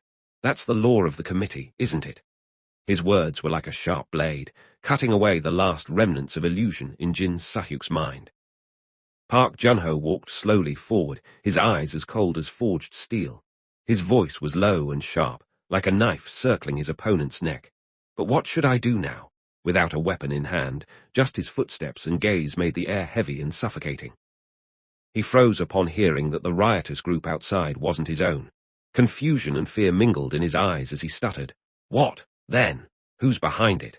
The confidence he had just mustered was instantly extinguished by a creeping doubt that sent a chill down his spine. Park Junho pulled the trigger coldly, his eyes still holding a calm smile as if stating the obvious. He declared, "There's still someone coming, a noble figure who's been waiting for 17 years, someone who will cover up everything." A single shot ended it all, blood splattering everywhere, marking the end for the one who dared challenge his power. A man charged forward amidst the gunfire, shouting in anger, gripping his gun and firing repeatedly. His eyes blazed with fury, his screams tearing through the air as if avenging a fallen comrade. This was no longer a mission, it was a purge. The man who had charged forward now lay mortally wounded. The blade had sliced across his body, blood splattering under the cold blue light. His face contorted in pain, the gun slipped from his hand, and his legs buckled. His teammates behind him continued to charge forward, but the price of their recklessness was clear, a life buried in the midst of a merciless massacre. The assassin wasn't armed with a gun, but every step he took sent shockwaves through the formation. One man had already fallen, blood soaking the grass. Amidst the chaotic screams, the bodyguards hastily closed in, the lights casting a shadow of a man flipping through the air like a wild beast. Despite lacking long-range weapons, his aura of violence sent everyone into a panic. The main force of the Chungu group was its security team, comprising elite individuals with abilities at least equivalent to those of a CEO. The bodyguards serving the family directly played a crucial role in maintaining power and internal order. In the scene, a figure rushed toward the front line, their cold gaze reflecting an unshakable determination. A towering man with a shaved head stood amidst the grey sky, his gaze cold and confident. The combat device on his finger glowed blue, as if he were ready to plunge into a deadly battle. In his mind, there was only one thought: they're just a group slightly stronger than that guy years ago. As if the past meant nothing compared to the storm he was about to unleash. In a heart-stopping moment on the courtyard floor, all Chungu bodyguards aimed their guns at a single target. But in an instant, a green light flashed, accompanied by the sound of rushing wind. The protagonist, with extraordinary agility, had vanished from his original position. Surprise spread across the faces of those surrounding him. They were too slow to react, left with only footprints and a stunned, echoing in the tense air. A swift massacre was about to begin. With a cold gaze and unwavering determination, the young man with blue-tinged black hair charged forward like a gust of wind. "Then there's no problem," he declared resolutely, as if ending all hesitation. He didn't need a gun, just his will and speed, and in that moment no one dared stand in his way. This was the beginning of an overwhelmingly one-sided battle. He moved too fast for the naked eye to follow. His path was a blur of white, weaving through the rain of bullets. The sounds of gunfire intertwined with the whistling wind, creating a chaotic scene, yet within that chaos lay an unstoppable force. He appeared behind his opponent like a shadow, his movements decisive and cold. The strike released a burst of blue energy like thunder, sending his opponent flying before they could react. His eyes were icy, unwavering, a testament to his mastery and the killing intent honed through countless battles. One of Chungu's men panicked, shouting, "No, don't shoot!" His voice trembled as he realized his teammate was being held hostage by the intruder. The gunman in front, still tense and unaware of the situation, kept his gun trained on both. The air was taut, ready to snap at the slightest misstep. Ignoring the warning, one of them pulled the trigger. The bullets flew toward their target, but the intruder swiftly turned, using the hostage as a shield. A shot hit the hostage's back, causing him to scream in pain as blood splattered. Amidst the chaos, the attacker remained calm, turning to deliver a powerful kick that sent the shooter flying, leaving the team stunned and frightened. A soldier attempted to fire again, but was struck down before he could pull the trigger. His eyes rolled back, his body thrown backward by an immense force, the gun slipping from his hand, and his gun-holding arm severed, blood gushing out. Horror was etched on his face. He hadn't reacted in time, hadn't understood what was happening. The young man darted away like a whirlwind, his figure almost becoming a shadow in the night. Each swing of his blade was a flash of light, blood splattering everywhere. The 6 surrounding bodyguards were taken down in an instant. His eyes were icy, his body moving like lightning, leaving behind only fallen bodies and an air thick with the stench of blood. A ruthless, precise, and unhesitating massacre. 2 bodyguards panicked, turning around in horror at the carnage before them. One stuttered, "Evacuate the chairman first." The other immediately responded, "Yes." Without hesitation, they turned to flee in chaos, knowing that if they were a second late, the consequences would be irreparable. The battlefield had lost control. Amidst the darkness, a cold light flashed as the young man swung his sword in a gleaming arc. The powerful motion created a crescent-shaped slash that tore through the air, making the ground seem to tremble. His face was as cold as ice, unwavering, his eyes fixed on the target ahead. eliminating all who stood in his way. One of the bodyguards, turning to flee, was suddenly pierced from behind by a cold blade. The sound of metal clashing rang out, sparks flying from the impact. He widened his eyes, unable to scream, his body freezing, his hands instinctively clutching his chest, his terrified gaze gradually fading into numbness. The strike was swift, decisive, leaving no room for hesitation. The man wearing sunglasses coldly took a drag on his cigarette, the reflection on the lenses masking his sharp eyes. He gritted his teeth, his voice filled with disdain and anger. "What are you people doing, you idiots? Can't you handle it quietly? Now they're all pouring in." The air around him seemed to thicken, revealing that he was more than just a bystander. The three heads of Chunggu security appeared simultaneously. Kim Il-seok sneered in disdain, mocking his subordinates for their incompetence. Kim Cheolsu clenched his fist coldly, ready to act. Yang Chulho drew his gun, his eyes narrowing in suspicion as he saw the chaos was caused by a single person. The air grew suffocating. In the blink of an eye, 2 Chunggu agents fell in a pool of blood. The young man moved like a whirlwind, his eyes cold, his blood-stained sword never slowing. Each move was a killing blow. This wasn't a fight, it was an execution. While others were still jeering, one of the 3 heads of Chunggu security stepped forward coldly to the front line.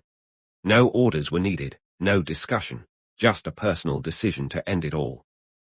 Despite having taken down numerous bodyguards, a sudden pain hit him, making him clench his teeth in endurance. His body began to react, but his gaze remained unwavering. The old wound tore open again, blood soaking through his clothes, a searing pain like fire, but he merely furrowed his brow, his back still straight, his hand still gripping the hilt of his dagger tightly. The battle was far from over. Just as he turned, a massive fist like a sledgehammer came crashing down, the wind whipping past his ear, his reflexes acting swiftly, but his eyes still shone bright. He knew his true opponent had just entered the fray. He charged forward like a living bullet, crushing the ground beneath his feet, the force of his attack surging like a torrent. This assault was not just about brute strength, but a true declaration of war. Struggling to get back to his feet after the terrifying collision, he clenched the hilt of his dagger, his eyes cold and unyielding, despite the blood still seeping from his side. His fighting spirit remained unwavering. He raised his head, his piercing gaze locking onto his opponent.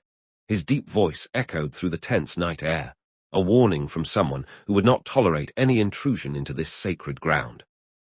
The guard charged down like a meteor hurtling to earth, unleashing all his strength into the punch. But the young man stood firm, his head held high, his eyes unflinching and fearless, a moment of calm before the storm. The guard roared through the air, enraged by the prolonged chaos. His body hurtled forward like an arrow, carrying with it a deadly aura that threatened to crush everything in its path. Yet his opponent remained unmoved. Despite his unhealed wounds, the young man's eyes remained cold and resolute. The dagger clenched tightly in his hand was a declaration of war. This was no time to worry about physical strength, but the moment of reckoning. Before the guard could throw his punch, his opponent vanished from sight. A fleeting look of confusion crossed his face. He had been outmaneuvered in an instant. The sound of rushing wind filled the air. The 2 team leaders had barely reacted when they felt the deadly aura closing in. Both turned their heads simultaneously, their faces frozen in shock. The enemy had closed in too quickly. Without giving them a chance to react, he swung his arm like lightning, hurling his dagger through the air, slicing towards its target with a chilling aura. Enraged by the sudden attack, Kim Il-seok gritted his teeth, his eyes blazing with fury, drawing his baton and charging forward like a predator. Behind him, his teammates were ready to join the fight. Taking advantage of the heavy rain that obscured visibility, he charged forward like lightning, delivering a precise kick to the enemy's chest, sending all 3 of them flying like broken puppets, unable to react before they collapsed in a daze.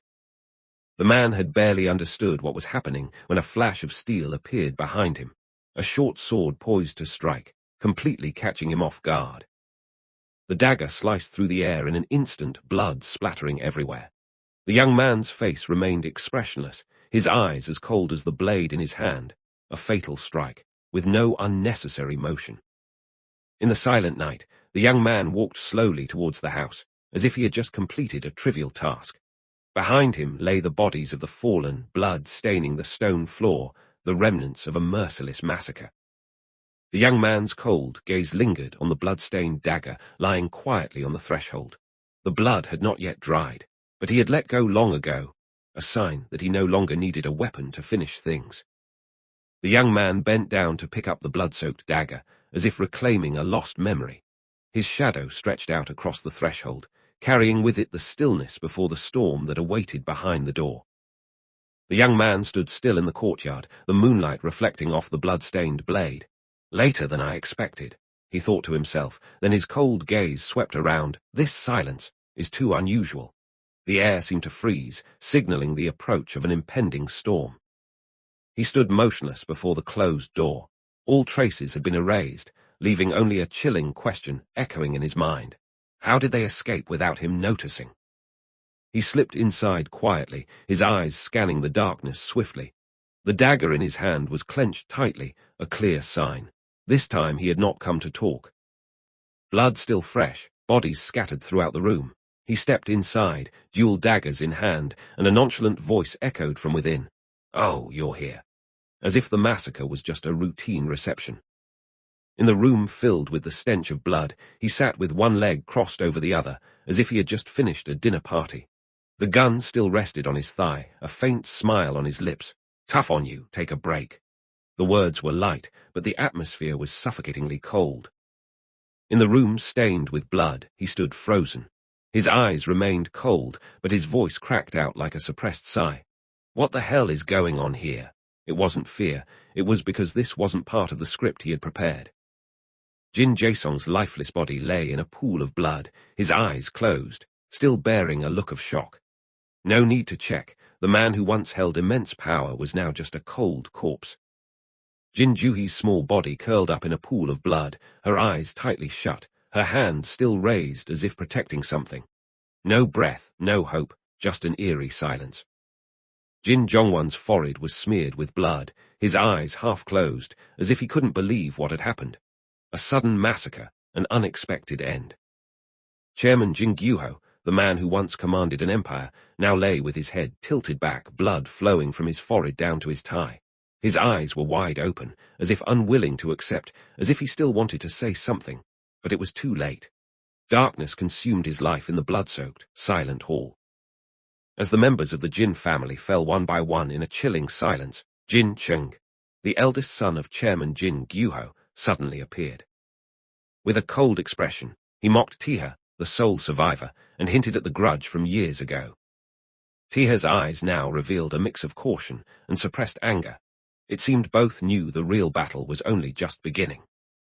Jin Chung sneered, his sharp gaze sweeping over his opponent. His cold words hung in the air, unreserved. Power and challenge erupted in every sentence. Taeha stood still, his cold gaze piercing through the night. The wind rustled his hair, carrying with it the breath of defiance. He was ready to face any challenge, unwavering. Under the faint light of the night, Jin Chung stood tall, a confident smile on his lips. Under the cold light of the room, Jin Chung stood upright, his voice calm but sharp as a blade. "If you don't want to sit, stand and listen," he said coldly, his eyes never leaving his opponent. Blood stained the floor, the air thick with the stench of death. The dining table was still set, a glass of wine silently witnessing the tense atmosphere. "It won't take long," he concluded, his tone laced with an unavoidable threat. In the dim light of the room, Jin Chung stood tall, a mysterious smile on his lips as he gazed forward. "Do you remember 17 years ago?" he asked, his eyes cold and probing, as if digging into the past. His hand gripped his weapon tightly, continuing, "You were saved by the Italian mafia when you were about to die." His words echoed like a reminder, carrying the weight of history and unrevealed secrets. Under the faint light of the room, Jin Chung turned his back, his demeanor calm but resolute. The woman beside him spoke up, actually at that time, then hesitated. Darkness surrounded them, the air tense like the calm before a storm. "The helicopter is ready," she continued, her voice clear, signaling an impending turning point. In the dim light of the room, the woman with deep purple hair turned around, her worried eyes visible. "Let's go, this place is too dangerous," she urged, her voice hurried but firm. It seemed she sensed the threat lurking in the shadows. Under the dim light of the enclosed room, Jin Chung snapped irritably, his voice filled with frustration. Moon Dane, his loyal bodyguard, stood silently beside him, her sharp eyes never leaving her master. She knew Jin Chung's temper. Once he was angry, no one dared to interrupt. This tense conversation was just the beginning of the upcoming turmoil. Taeha stood in the silent room, the faint light reflecting off the two sharp blades in his hand. Blood stained the floor, the bodies of his enemies motionless, a sign of a perfect ambush. His eyes were cold, ready for the next step in his perilous journey. Taeha gazed straight ahead, his eyes as sharp as a knife, unshaken despite the blood still on his hands. Behind his refined exterior was a predator, always ready to strike down anyone who stood in his way. He knew that tonight was just the beginning of a more brutal battle. The female bodyguard froze, the unfamiliar voice sending a chill down her spine. "That voice," she muttered, her sharp eyes scanning the dark room. Beside her, Jin Chung frowned, responding with a questioning, "Ha!" his hand tightening, ready to face the looming danger. Taeha's hand clenched the sword tightly, his voice trembling. "The one who killed my family 17 years ago." His eyes blazed with hatred, the darkness around him merging with the rage ready to erupt. The moment of revenge had finally arrived. The armored warrior growled, "Damn it, this is infuriating," as he pressed his foot against the enemy pinned beneath him. The dim light in the narrow room reflected the tension, signaling an unresolved confrontation. In the thick darkness, the mysterious soldier stood firm with a cold gaze behind his mask. With a gun in hand, he issued a cold command. "I told you to detonate it after I eliminate everyone." The dim light cast upon his stunned face, his eyes wide with surprise. "Jin Chung," his voice trembled, carrying doubt and pain. "Is that you?" Jin Chung stood silently beside the cold female bodyguard. Her eyes were as sharp as a knife, always on guard, while his figure exuded mystery and power. The silence between them was like a warning, preparing for an impending tense confrontation. Under the dim light, he adjusted his tie, a forced smile on his lips. "Good grief, what should I say?" His voice was filled with confusion, masking the underlying tension. An unexpected situation had arisen, forcing him to face a truth he was unprepared for. Under the cold light, his smile became menacing, his eyes gleaming with threat. "Are you going to continue speaking so intimately?" His voice was cold, full of lethal intent.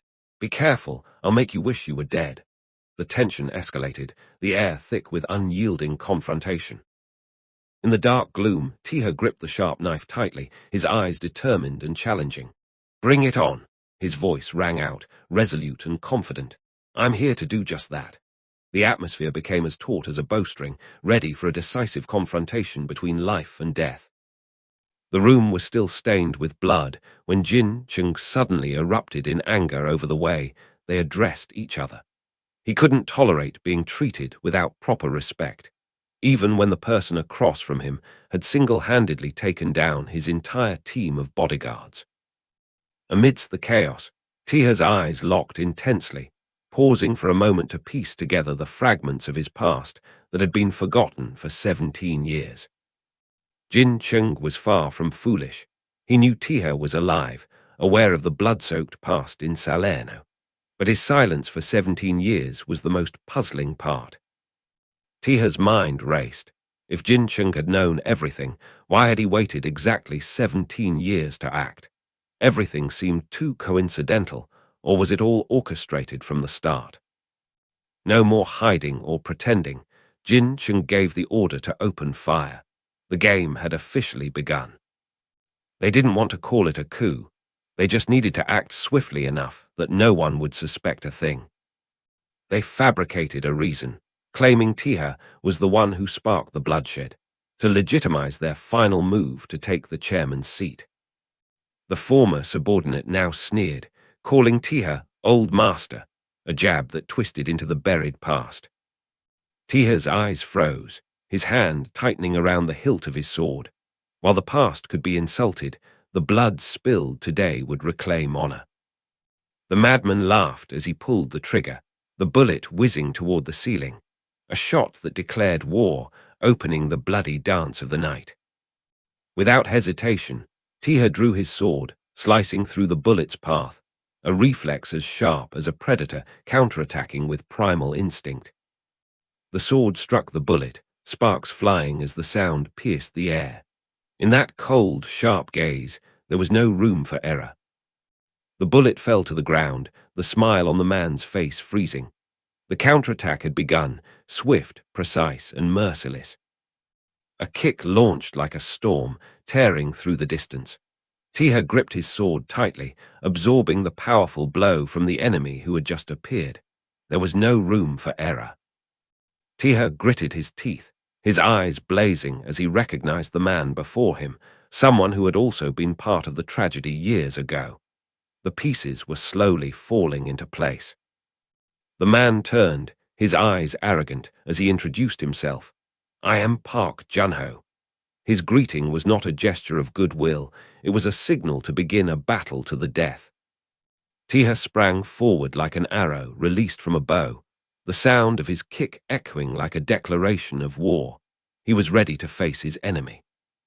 Taeha slid across the floor like a whirlwind, his sword slicing through the air, leaving a sharp trail of light. The first counterattack had begun. Bullets whizzed through the air as the opponent fired wildly, but Taeha glided like a ghost. One misstep would be fatal. The assassin fired continuously, laughing mockingly at Taeha's speed, as if watching a show. But he didn't know that the game was only just beginning. Park Junho launched a straight kick, like an axe blow Taeha dodged by a hair's breadth. The clash had now surpassed the boundaries of an ordinary fight. Taeha's eyes widened. The lethal intent had been too real, too close. Unable to counterattack in time, he could only face the enemy's power like an oncoming flood. Park Junho smiled confidently, throwing a punch while taunting. "Is being flexible your secret?" In his eyes, the fight was only just beginning. Neither backed down. Park Junho charged with a sweeping kick, while Taeha raised his sword to block. Strength met speed, and the two clashed in a burst of explosive energy like lightning. Taeha gritted his teeth, enduring the relentless pressure, silently acknowledging that the elite warriors of Chenggu were unlike anyone else, as if they belonged to a completely different league. Taeha suffered a deep gash on his hip, something that would never have happened before. Normally, he could have taken down everyone in an instant, not giving them a chance to react. But this time, everything was different. Jin Chung smiled smugly, unaware that he was gradually letting his guard down. With security team leader Baek Junsu absent, this was a rare opportunity to turn the tables. Taeha's eyes sharpened like a blade, quickly analyzing the enemy's formation. If the woman was Moon Dane, then Jin Chung was left with only 3 bodyguards. But what about the 4 people in the meeting room? A sense of unease crept into his thoughts. Park Junho charged like a wild beast, his fists clenched, eyes blazing. Taeha turned, feeling the lethal intent closing in. The attack this time was not a warning, but a finishing blow. In that moment of deadly intent, Taeha's reflection appeared in the enemy's eyes, cold, unyielding. A formidable opponent, and a nightmare that they were about to face. Another figure swooped down from above like a sword slicing through the sky. A cold face hid behind a pair of glasses, the blade reflecting a determination to kill. The battle had officially spiraled out of control. The sword descended like a lightning strike, piercing straight through the opponent's chest. There was not a single unnecessary movement, not a hint of hesitation. The finishing blow of a professional assassin had been executed. After the swift and decisive strike, the assassin adjusted his glasses with a look of discomfort. Beside him, Park Junho clenched his fist. The game had only just begun. Blood seeped from his side, but Taeha's gaze remained unshaken. He gripped his sword tightly. The only opponent left stood before him. The assassin adjusted his glasses, calmly pointing out a weakness in combat, the light. But Park Junho just smiled confidently, his hand clenching into a fist. If it were that easy, I would have finished it already. Their opponent was Taeha, and he was not someone to be underestimated. The platinum-haired assassin bared his teeth in a smile, loading his gun with a challenging glint. How much would I get if I killed him? His voice rang out like a joke, but the barrel of the gun was not joking. The first bullet fired, followed by a series of merciless reflexes. Taeha dodged, firing back in response. There was no room for threats, only survival amidst the hail of bullets. One man collapsed in a pool of blood. Jin Chung and his female bodyguard watched from a distance, calmly analyzing. Shooting from afar, close combat when he gets close, it's chaotic, isn't it? The battle with Taeha was not just about strength, it was about overturning every old strategy. Jin Chung smiled sinisterly, his eyes full of confidence. They were trained from the start just to catch you. Your speed, world-class, enough to catch the attention of Interpol. But beneath his words lay a trap that had long been set. Taeha gripped the handle of his knife tightly, his face tense with anger. He had just heard a ruthless plan. The mastermind behind the scenes wanted to kill him with a bomb, but chose to stage a fight, just enough, to turn himself into a hero in the public eye. A drama constructed with blood and lies. Two figures faced off in the dim yellow light. Park Junho clenched his steel fist, taking deliberate steps forward like a hunting beast. But facing him was Taeha, his hands gripping a pair of knives, his eyes steadfast without a hint of hesitation. The tension was like the calm before a storm, waiting for a single move to erupt. No matter how fast Taeha was, he had now fallen within the sights of three guns. The sneering smile of the silver-haired assassin seemed to signal a ruthless checkmate. Taeha was cornered, where speed alone was not enough to survive. The cold assassin stepped forward, gun pointed at Taeha, speaking as if victory was already assured. "We just need to make sure you can't move." But Taeha's eyes remained unshaken. Beneath his calm exterior, the blade in his hand waited for the perfect moment to counterattack. The assassin roared, throwing a punch with all his might. His eyes were filled with a killing intent, determined to take down Taeha in one strike. Taeha's expression tensed, his eyes widened, his heart constricting in a moment of danger. He hadn't expected the assassin to be so reckless and launch a direct attack. But in the depths of his eyes, there was no fear, only the awakening of his fighting instincts.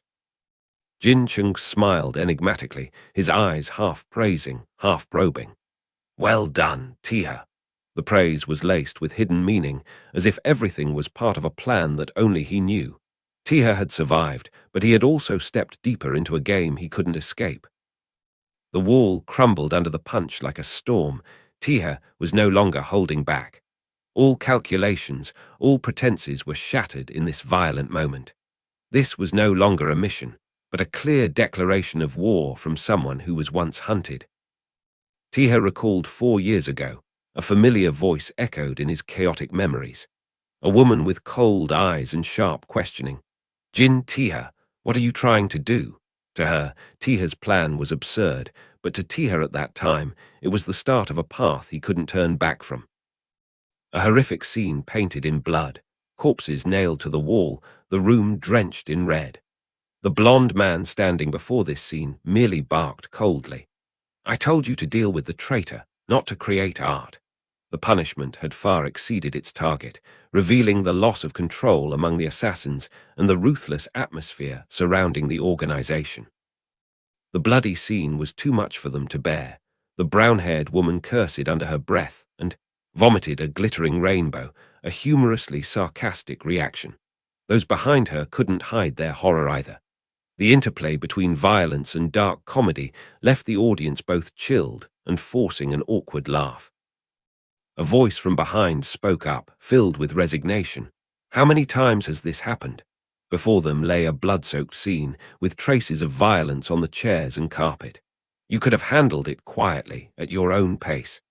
The words were a gentle rebuke, tinged with helplessness, as if they had witnessed such chaotic works many times before. Two guards stood listlessly among the stacked containers, sunlight streaming down from the clear sky. With vacant expressions and bulging bellies, they were completely off guard. Still holding their guns, their lazy postures revealed they had not anticipated the storm quietly approaching. The guard bent down, patting the boy's shoulder as if soothing a living commodity. But his shifty eyes and twisted smile couldn't hide his true nature. They didn't consider the boy human. Taeha stood straight, his back rigid and his gaze cold. But beneath the silence, anger had begun to smolder. The woman spoke up, her eyes as sharp as a blade. Lorenzo didn't treat you poorly, so I understand why you feel betrayed. But her tone wasn't comforting. It was a warning. If you keep killing people so brazenly, you'll only make more enemies. She turned to leave, her cold voice echoing back. For your master, for the Salerno family, never cause such chaos again. The words were both a warning and an unchallengeable reprimand. Taeha lowered his head in silence. His eyes sank into an endless white space, not quite submission, but restraint. A spark of anger quietly took root beneath his calm exterior. Her cold eyes glanced over Taeha without a hint of emotion. Her voice was soft but cutting. And I don't want to know, even if you actually do it. She didn't need reasons. She only needed results. In the blood-stained room under the crimson sunset, Taeha stood silently, still gripping the blood-stained blade. She turned back, her eyes questioning and cautious. What is it? Her voice was as sharp as a knife, shattering the deadly atmosphere. Taeha stood still, gazing at the pool of blood at his feet, his eyes unwavering. For him, this was more than just a lesson. It was a brutal reminder. In this world, betrayal never ends peacefully. A traitor didn't just need to die. They needed to die in a terrifying way, so that the echo of their evil would spread like a plague. This was how the Salerno family instilled fear, by distorting the truth, amplifying the tragedy, and turning it into a cautionary tale for all who remained. Taeha stepped out of the darkness, the light casting a glow on the small bloodstain from the blade. His voice was cold and unwavering. This way, they won't dare betray us again. If not, I'll personally hunt them down, one by one. He was no longer the boy he once was. Taeha had become a living warning to the entire underworld. She looked down at Taeha, her eyes a mix of surprise and helplessness. So you chose to kill them in the most horrific way, just to avoid killing more. Her voice was tinged with bitterness, as if she understood, but couldn't accept it. The room seemed to sink into the gloomy atmosphere of a sacrificial ritual. 3 people stood in the only beam of light, while the surrounding corners were swallowed by darkness and blood-red shadows. Their gazes were cold and solemn, like those who had grown accustomed to such brutal scenes. Taeha stood motionless in the white light, his face calm and his eyes seemingly filled with contradictions. While those around him were steeped in blood and anger, he remained spotless, a face untainted by blood, yet speaking of horrors like one who had stepped out of the depths of Phlegethon. The woman smiled faintly, her eyes narrowing as if she had understood Taeha's innermost thoughts. She exhaled softly, then spoke without judgment or sarcasm. As I thought, being an assassin doesn't suit you. Her words were both a sign of understanding and an acknowledgement that Taeha wasn't born to have blood on his hands. A muscular back slammed into the wall, causing the entire partition to crack, as if it might shatter.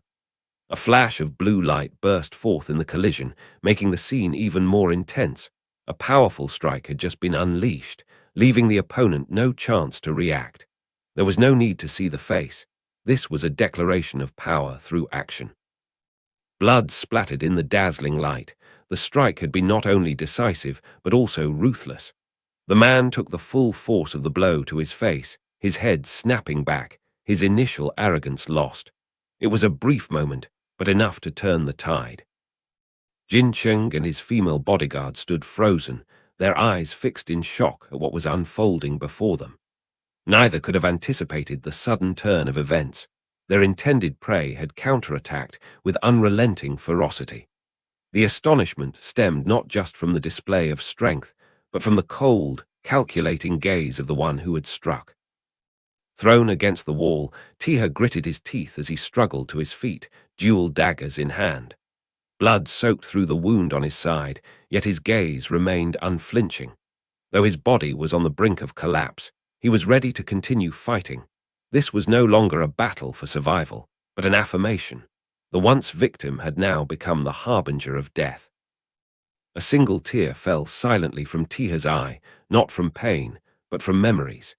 In his cold, frosty gaze lay the anguish of years marked by betrayal and torment. Amidst the violence and bloodshed, his heart had not yet turned to stone. The man gripped his sword and gun tightly, his voice strained with rage. Damn it! His eyes blazed with a hatred that had reached its limit. Faced with such fury, he knew, this battle would leave no room for hesitation. Taeha charged forward like lightning, his daggers slicing through the air in an instant. Blood splattered across the cold, grey floor. The enemy hadn't even managed to pull the trigger before collapsing, their eyes still trying to comprehend what had just happened. One swift strike, decisive and absolute, that was Taeha's response. With a speed that was terrifying and a strength capable of cleaving a sword in two, Taeha rendered the initial assessments of his opponents laughable. Their calculations had gone awry from the start. They had underestimated the frenzy hidden behind his calm demeanor. All who had witnessed Taeha's true strength had met their demise. No one could survive after seeing him unleash his full potential. This was his true prowess, a killer cloaked in serenity, yet wielding skills that even the underworld would fear. Taeha breathed heavily, blood trickling from the corner of his mouth.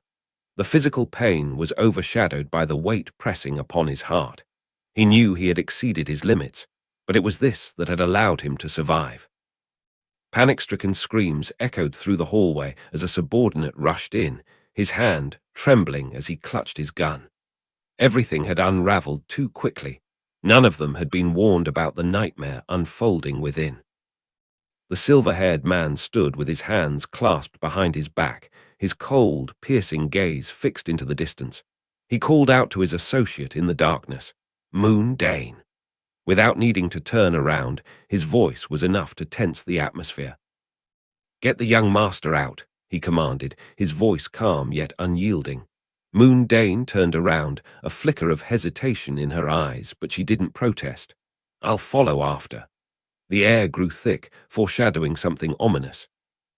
Taeha sprang into action immediately, his eyes cold and alert, reacting on instinct as an unexpected attack loomed from behind.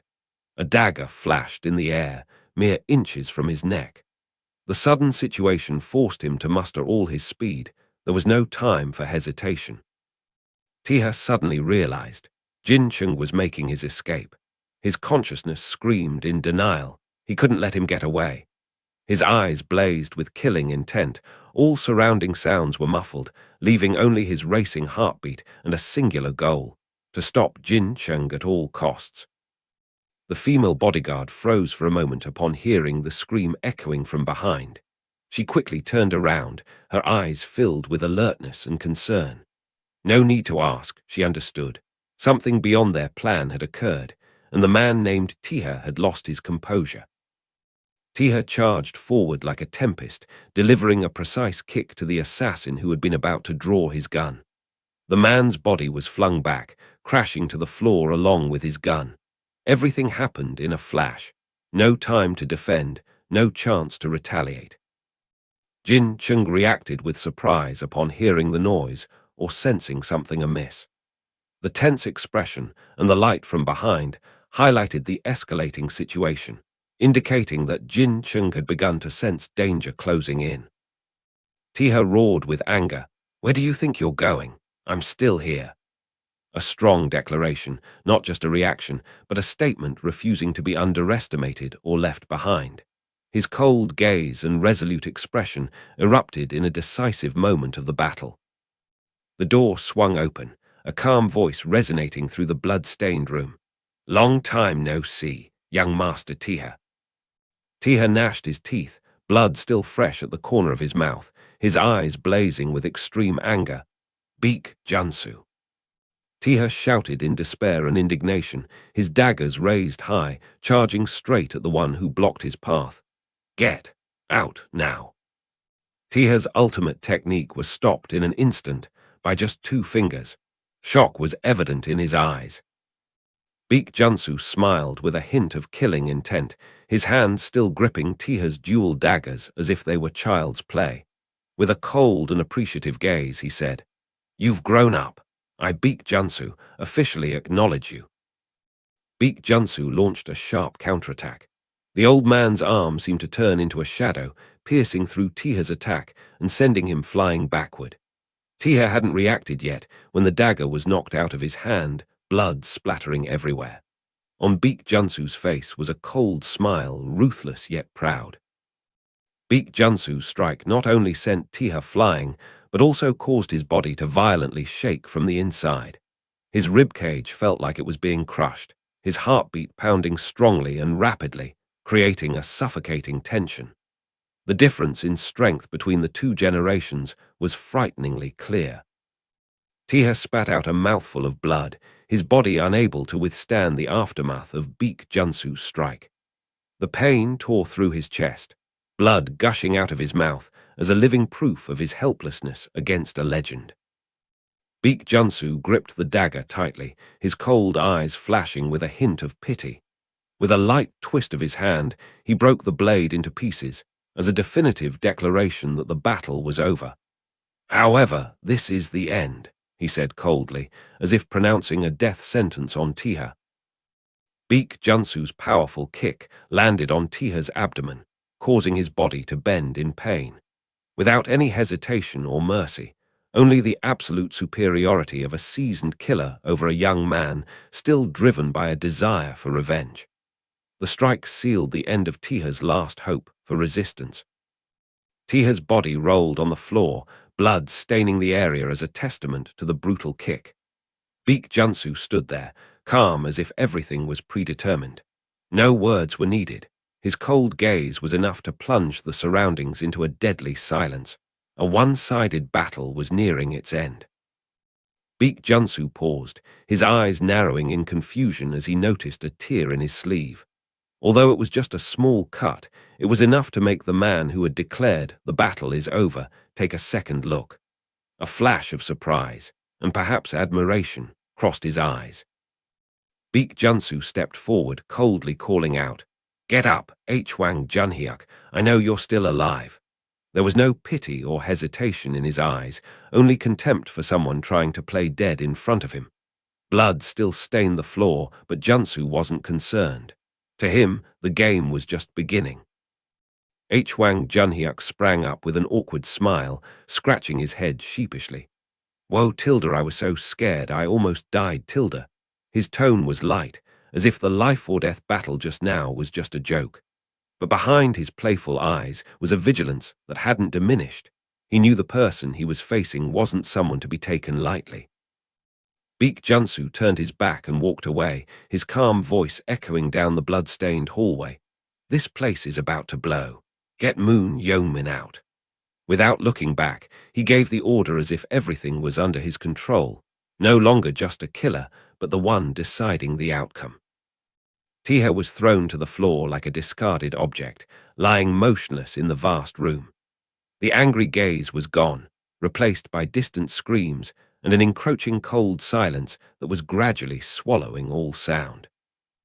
Baek Junsu walked slowly into the night, the wind from the helicopter's rotors swirling his clothes. Without looking back or showing any attachment, the man had concluded a purge. On the quiet helicopter cabin, Jin Chung sat comfortably as if nothing had happened. He asked briefly, and Baek Junsu responded decisively, a cold-blooded man leaving no trail, ready to erase everything once they took off.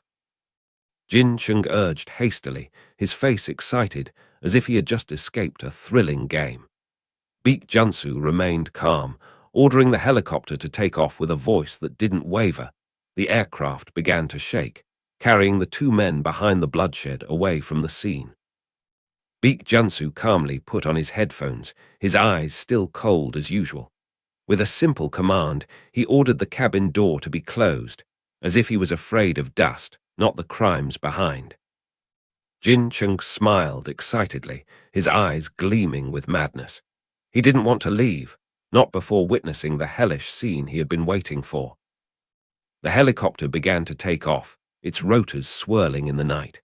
The door still open, Jin Chung stood still, gazing down at the ground, a place that was about to turn to ashes. Jin Chung stood leaning against the helicopter's doorframe, his tie fluttering in the wind. A triumphant smile was evident on his face. The moment of revenge he had been waiting for had finally arrived. The mansion appeared under the cold moonlight, surrounded by high walls and silent trees. Jin Chung stood from afar, his hateful gaze piercing through the darkness. "This damn house," he hissed. This was the place that had imprisoned his childhood, where all his nightmares began. Sitting across from each other in the secluded cabin, Jin Chung shed his mask.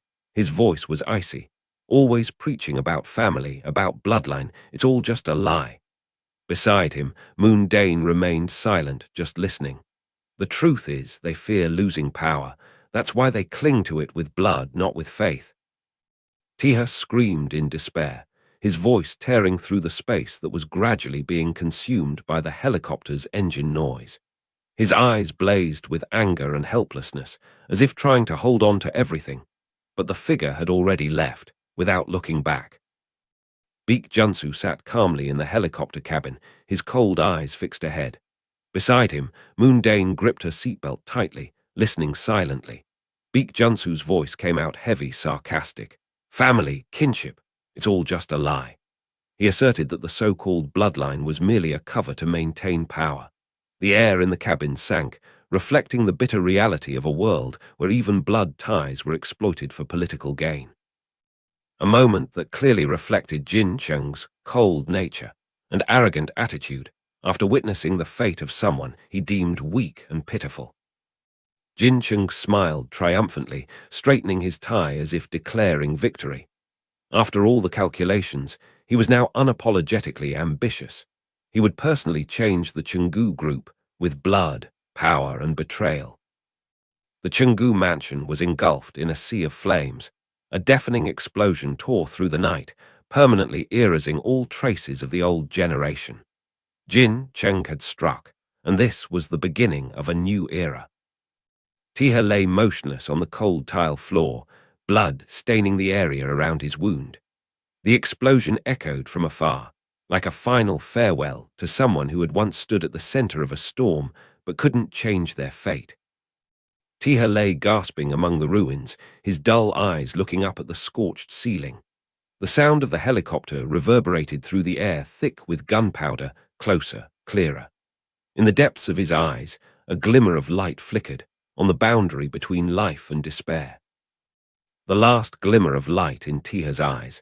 Despite his shattered body and unceasing bleeding, his will to survive hadn't extinguished. He gritted his teeth, reassuring himself it wasn't too late. The chance for revenge, the chance to live wasn't over yet. From amidst the sea of flames and corpses, Taeha suddenly launched himself onto the helicopter, his hand clenching a blood-stained knife.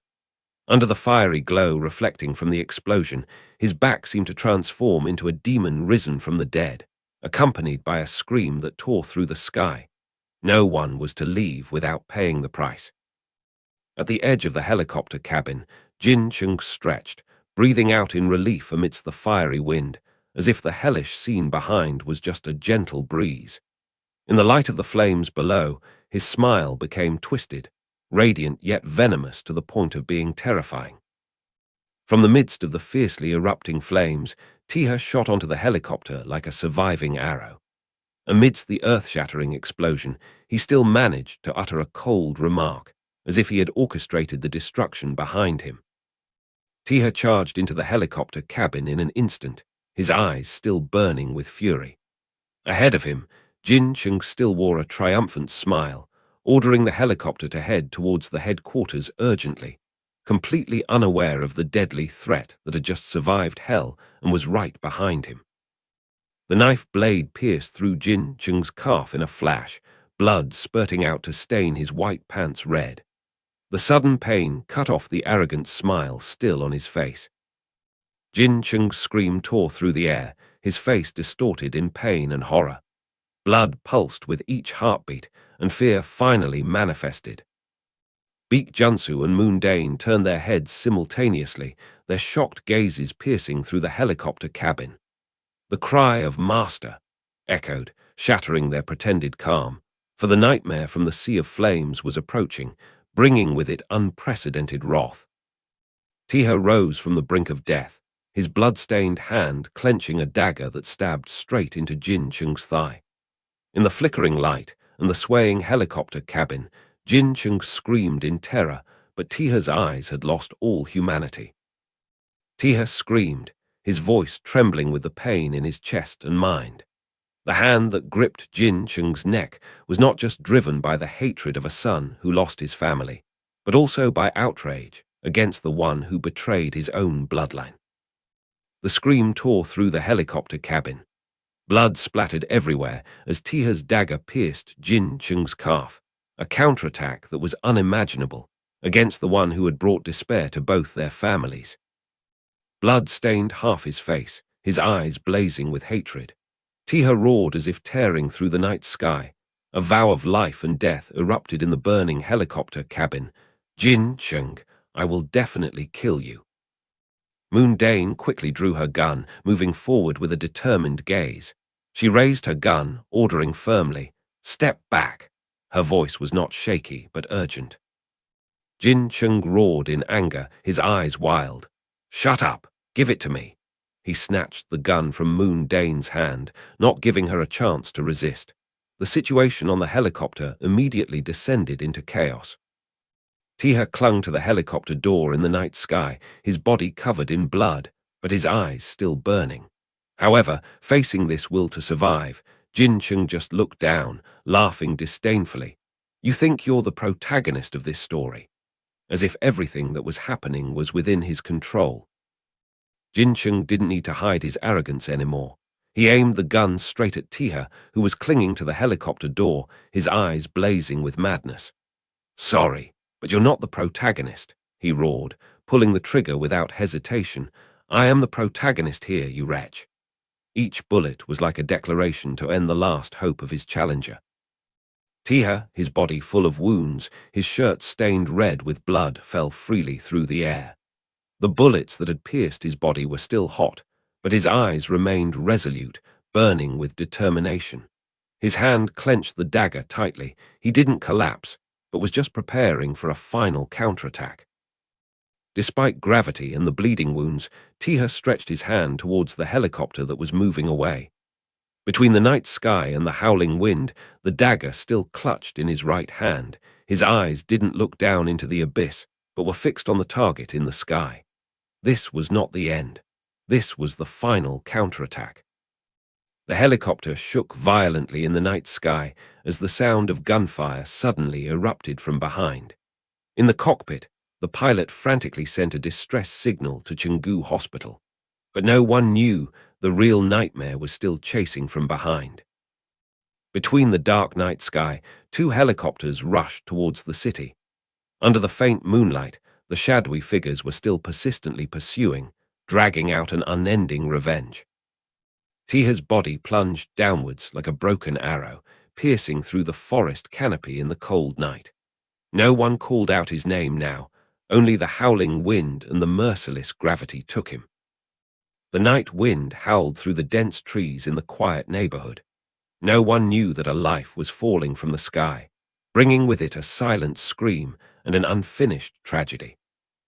The blood-stained body crashed onto the roof edge, leaving a long smear of blood on the cold brick wall. A devastating blow had ended the frantic pursuit in the sky, but the will was not extinguished. Falling from the roof, Taeha's body crashed onto the car roof and rolled like a lifeless corpse on the cold concrete. The impact sounded heavy in the night, but his eyes were still not closed. The hatred had not allowed him to collapse. A soft splash sound echoed through the quiet night, the cold water rippling. Taeha's body had fallen into the small canal after the violent impact, merging into the darkness, where the hatred was still not over. The ripples on the water quickly subsided. Only the distant sound of engines and the faint streetlights witnessed the moment when the survivor sank into the night, as if he had never existed. While the water still flowed smoothly under the night lights, a stranger appeared on the distant railing. Looking down at the scene below, as if searching for something that had disappeared into the night. A young man with grey hair appeared in the darkness, his eyes calm as if he had witnessed the entire chaotic pursuit. And now, he was the only one left to face the remnants of that chaos. In the cold stream under the moonlight, Taeha lay motionless, his blood spreading in the clear water. His body was battered after the fierce battle, but his hand still clutched the dagger tightly. The will for revenge had not been relinquished. The grey-haired youth stopped his bike in the deserted night, looking up at the sky filled with dark clouds. A faint question escaped his lips in the wind. Was it already too late? His gaze quietly turned towards the stream, where fate had just taken a turn. The grey-haired youth suddenly froze in the middle of the night, his eyes wide with surprise at the faint sound coming from the dark water behind him. The two words that echoed, "Help me," were enough to snap him out of his thoughts, sensing a fragile fate waiting to be grasped. Under the gloomy sky filled with gathering clouds, the grey-haired youth stopped his bicycle on the small bridge. His eyes fell silent, gazing down at the water below, where a faint cry for help had just echoed through the night. The air was suffocatingly silent, as if the world was waiting for his next decision. The eyes beneath the drooping hair suddenly opened wide.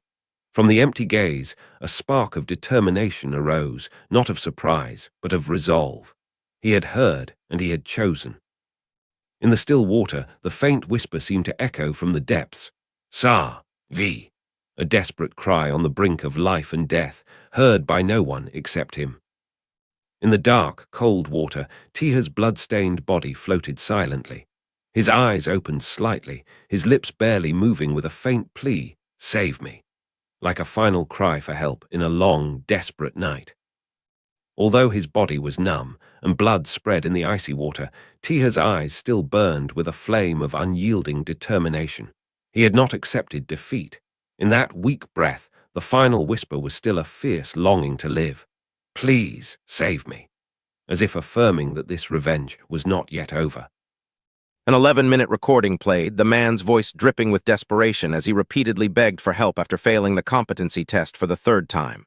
But just seconds later, the pleading turned to rage as he roared. "Do you know who I am? I'm Kim XX. Want me to drag you down with me?" The words sliced through the air like a cold blade, leaving a heavy echo in the listener's ears. A message followed immediately. "Did you hear it? How did it sound?" Before there was time to react, another message came. "I heard you're under police investigation." The other person simply replied, in silent acknowledgement. But the caller wasn't done. "Don't you think you owe me 200K? The chat bubble displayed. "Typing." The air seemed to freeze, signaling the storm had yet to truly begin. The other person replied coldly with just 2 words, "Only 30. The guy in front of the screen froze, his eyes wide in shock. He had already heard the recording beforehand. "What? You've already heard it?" He tried to deny it. "It's not election season, who would want that stuff?" But the other person remained unfazed, calmly responding. "I don't need it, but have you forgotten? On the market, if a normal person's worth 1, an A-lister's 10. The next message was a decisive blow, and that guy's 1,000. The final reply left him stunned. "That person's worth 1,000 times more than an ordinary person." The blue light from the screen cast a tense, bitter expression on his face. He threw his head back and let out a dry laugh, as if everything had finally become clear. "Those Chenggu bastards, unbelievable." The walkie-talkie crackled in the silent space, and a voice came through the radio. "An incident just occurred at XX Tower in Jongno, currently." The urgent news was being relayed, but those who truly needed to hear it had known long before and were waiting for it to explode. No response, just a decisive press of the walkie-talkie's switch, cutting off communication. The urgent news was stifled mid-sentence, as if someone didn't want the world to know what was about to happen. Just seconds after cutting the walkie-talkie, he stepped out of the room, a bag slung over one shoulder, his other hand flicking the skateboard leaning against the wall. Without hesitation, without shoes, as if time was counting down and he couldn't afford to stand still for even a second longer. As he opened the door and stepped in, the early morning light caught his messy silver hair. Before he could even take off his bag, his eyes quickly scanned the familiar kitchen as if checking for something. Everything was in its usual place, but the atmosphere was different, eerily silent and alerting. He walked into the quiet restaurant, where only the rhythmic chopping from the kitchen staff preparing for the morning could be heard.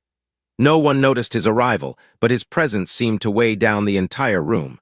The clock on the wall neared 7 a.m. Perhaps things were about to begin. The sound of chopping vegetables stopped, replaced by the familiar scolding of the woman in the kitchen. "Hey, want to be late for school, you little brat?" He didn't turn around, the skateboard still dangling behind him, indifferent as if the scolding was just background noise of a familiar morning. But today, things wouldn't be the same. He turned, his voice full of defiance. "Not happening. I'm skating to school." The skateboard was raised like a declaration, both rebellious and free. While everyone else hurried along with their routines, he chose to dive into the new day his own way, even though he knew today wasn't an ordinary day. The woman wasn't backing down, holding up a bowl of rice and shouting back, "Then eat first." But he was already blocking the doorway, angrily swinging the skateboard as if about to throw it down. "Eating now will make me late for sure. Are you kidding me?" The familiar argument between the two began again, but this time, beneath the back and forth, there was something different. His eyes narrowed, a cold glint flashing through the strands of hair falling over his forehead. A sudden thought crossed his mind, making his lips curl into a mocking smirk. "HMPH, this'll get messy if this place doesn't even have a single customer." A warning disguised as sarcasm, but beneath it was the simmering scent of gunpowder, just waiting for a spark to ignite. Three men walked in with knowing smiles, their provocative voices cutting through the quiet restaurant. "Who'd want to eat at a place with lousy soup?" Another chimed in, his tone arrogant as if the outcome was already decided. "You'd better just sell this place already." Their words were light but carried the weight of a boulder, and the threat began to seep through the steam of the still-hot soup. The one in the middle took half a step forward, his smile curved like a blade, his disdainful gaze sweeping the restaurant. "Isn't that right?" His voice was soft but full of intent. He was Choi Boksu, leader of the Yabari faction, a name that had forced many shops in the area to close without reason. And now the next target was this small kitchen. The woman didn't look up, her voice cold as she spoke amidst the sound of chopping. "Coming to collect interest this early in the morning?" Her tone wasn't loud, but each word was sharp. She continued firmly, "I'm busy." No fear, no submission, just a chef defending her kitchen with a knife and unwavering resolve. She didn't turn around, continuing to chop vegetables as if the men didn't exist. Her voice was soft but firm, "And you don't worry, just go to school." Then, succinct and commanding, "Let me handle this here." In the small kitchen, her back was like a solid wall, strong enough to block both storms and threats. He stood frozen, lips pressed tight, his gaze hidden beneath his messy hair. No retort, none of the usual stubbornness, just a heavy silence.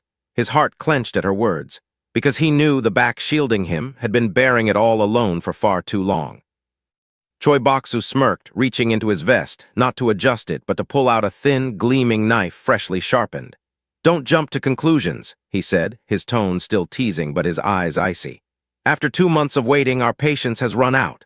The glint of the blade was the clearest warning. Today they weren't here to talk. Choi Boksu slammed the knife into the table, the blade sinking in with a chilling asterisk thunk asterisk. He threw his head back and laughed, as if offering a generous opportunity. "If you sell the building now, you'll still keep some of the money." Then, lowering his voice, he drawled each word like poison. "The interest is already included. Sounds fair, doesn't it?" The offer was an ultimatum, and the knife was the final punctuation. She didn't need to step forward or raise her voice. With one swift motion, she swung her knife, the sharp blade cutting through the air like a warning. "Who'd be stupid enough to sell this building for half its value?" Her voice was steely, each word hitting the thugs straight on. "You'd better go back and learn how to calculate interest, then come back later." No other weapon was needed. The kitchen knife in her hand was enough to make anyone think twice. Outside Bauman's soup, under the transparent awning, the old man muttered through gritted teeth, "Those bastards!" No need to look to know he'd heard everything. And perhaps what was simmering in his heart right now was more dangerous than the men with knives inside. He stood silently in front of the shop, the cold blue light casting over his expressionless face. Each breath came out like smoke, slow but heavy. The skateboard still hung at his side, but the gaze beneath his unkempt hair had changed. No longer that of a student heading to school, but of someone preparing to do something irreversible. He lived in Wangchenggu, a redevelopment zone where old and new clashed for every inch of land. The old alleys, tarp-covered stalls, stacked cardboard boxes, all reflected a life of struggle but resilience. In this seemingly forgotten place, Bamun's soup was the only thing that still held warmth, and for him it wasn't just home, it was something no one was allowed to touch. Due to the conflict between the Chunggu and Oseong factions, this area had gradually been abandoned, dragged into a power struggle the residents never wanted. He skated through the empty streets like a ghost, belonging to a place the city had forgotten. But for him, this wasn't a dead zone. It was a place no one was allowed to trample on with greed. Living here wasn't easy, as the gangs in the area didn't care about the law. They operated by the law of the jungle, laughing at the fear of the residents, and using their fists to seize control of every house, every inch of land. And at the center of this chaos were people like Choi Boksu, smirking as if the entire district was his personal backyard. Wang Xinggu, a neglected redevelopment zone, now the perfect hideout for Aunt Nana. Despite her bruised face, Aunt Seo Youngsok kept working as usual, her voice icy as she ordered the boy to clean the tables. As soon as he stepped inside, he froze at the sight of her bruised face. Fury surged within him. The old regular sitting nearby sighed softly, recounting what had happened. The Yaburi gang had come here in broad daylight. Hearing that, his expression darkened. Every feature tightened with anger. Those bastards were forcing them to sell their home. She immediately cut him off. Without letting him get involved, she ordered firmly, "Put the bag down, eat." Without arguing, he silently turned around and walked toward the kitchen, still clutching the skateboard in his hand. The backpack was thrown hard into the corner of the wall. The wave of anger had yet to subside. He slumped onto the chair, holding his head in frustration. Damn it, why did this happen? Amidst countless thoughts, an image emerged clearly: Aunt Youngsok, his father's closest friend. She was once a renowned medical professor, but to protect the orphaned boy, she gave up everything to flee with him. Now that woman had to stand in the cramped kitchen, enduring the smell of broth and the unappetizing sundae soaked in vinegar. In the dark room filled with wires and screens, he was no longer an ordinary student. He began to compare. If an average person was 1, a celebrity was 10, but Chunggu was something far beyond human limits. A decisive keystroke. He had uncovered a terrifying number. Chunggu was 1,000 times, and that meant unforgivable. A strange message suddenly appeared, catching his attention. He was still focused on typing, unaware that another stalker had quietly sent shocking information. Jang Juhak, the CEO of Chunggu, was bringing Miho, the leader of the LAYD group, along as his right-hand man. He suppressed his shock, cold sweat beating on his temples. Chunggu is 10 times the top star. Those words hit him like a sledgehammer. The next morning, the sky was clear, but a strange encounter unexpectedly took place. 2 unfamiliar men approached, calling him Gray. The man in the green shirt sat confidently behind the desk, holding a stack of documents. He feigned surprise, but his eyes betrayed satisfaction at discovering Gray's true value. Before he could resist, Gray suddenly took a devastating punch to the stomach. The shock came as quickly as he was dragged into a game he didn't fully understand. Dragged to the waiting black car, Gray was no longer an invisible boy. He was now the real target of some dirty scheme. Thrown into the car, Gray curled up, clutching his head. In his daze, a phrase echoed in his mind, 1,000 times. Sitting silently before the interrogator, Gray realized he was just bait. Head bowed in silence, his pink shirt wrinkled, he couldn't hide the rising hatred. The investigator slammed a stack of photos on the table, his cold gaze piercing through. "Tell the truth, kid. Where did you get these pictures?" Gray remained silent, but his eyes betrayed his turmoil. The man smirked faintly. "Ah, you want revenge for your father, don't you?" He quickly dug into the past. "You're the leftover kid after betraying Haejeong Jingu, the senior researcher who once worked for Chunggu, right?" Gray lowered his head, a faint smirk on his lips, silent but full of implications. The investigator clenched his fist, teeth grinding. "Are you laughing?" The man angrily slapped Gray's head, the sound echoing like it shattered the silence in the room. Under the cold stares of many, the anger continued to erupt. He roared, relentlessly questioning the source of the photo. The next blow sent him flying off the chair, slamming onto the cold floor. He still didn't stop.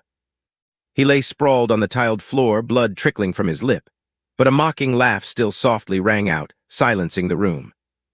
Despite his injuries, He raised his head, a provocative smile on his face.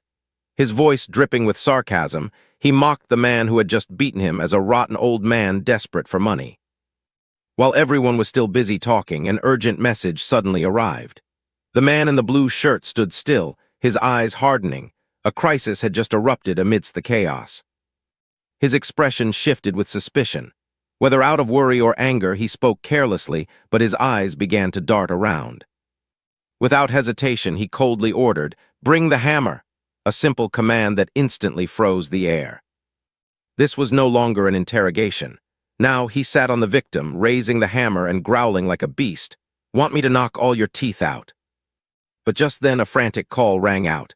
The man behind him shouted, "Sir, a Code 1 emergency," shaking the entire room. After ordering Gray to be gagged and thrown into the holding cell, he still hadn't quelled his rage, the peak of his despicable power. Gray was kicked into the dark room without explanation. He smirked sinisterly, tossing out a warning like throwing trash. In the cold darkness, Gray opened his eyes. Beside him were two others, also tied and gagged. He began to realize he wasn't the only victim. Memories surfaced. His father, who had once exposed Chungu with naive faith in justice, ended up dead along with his mother.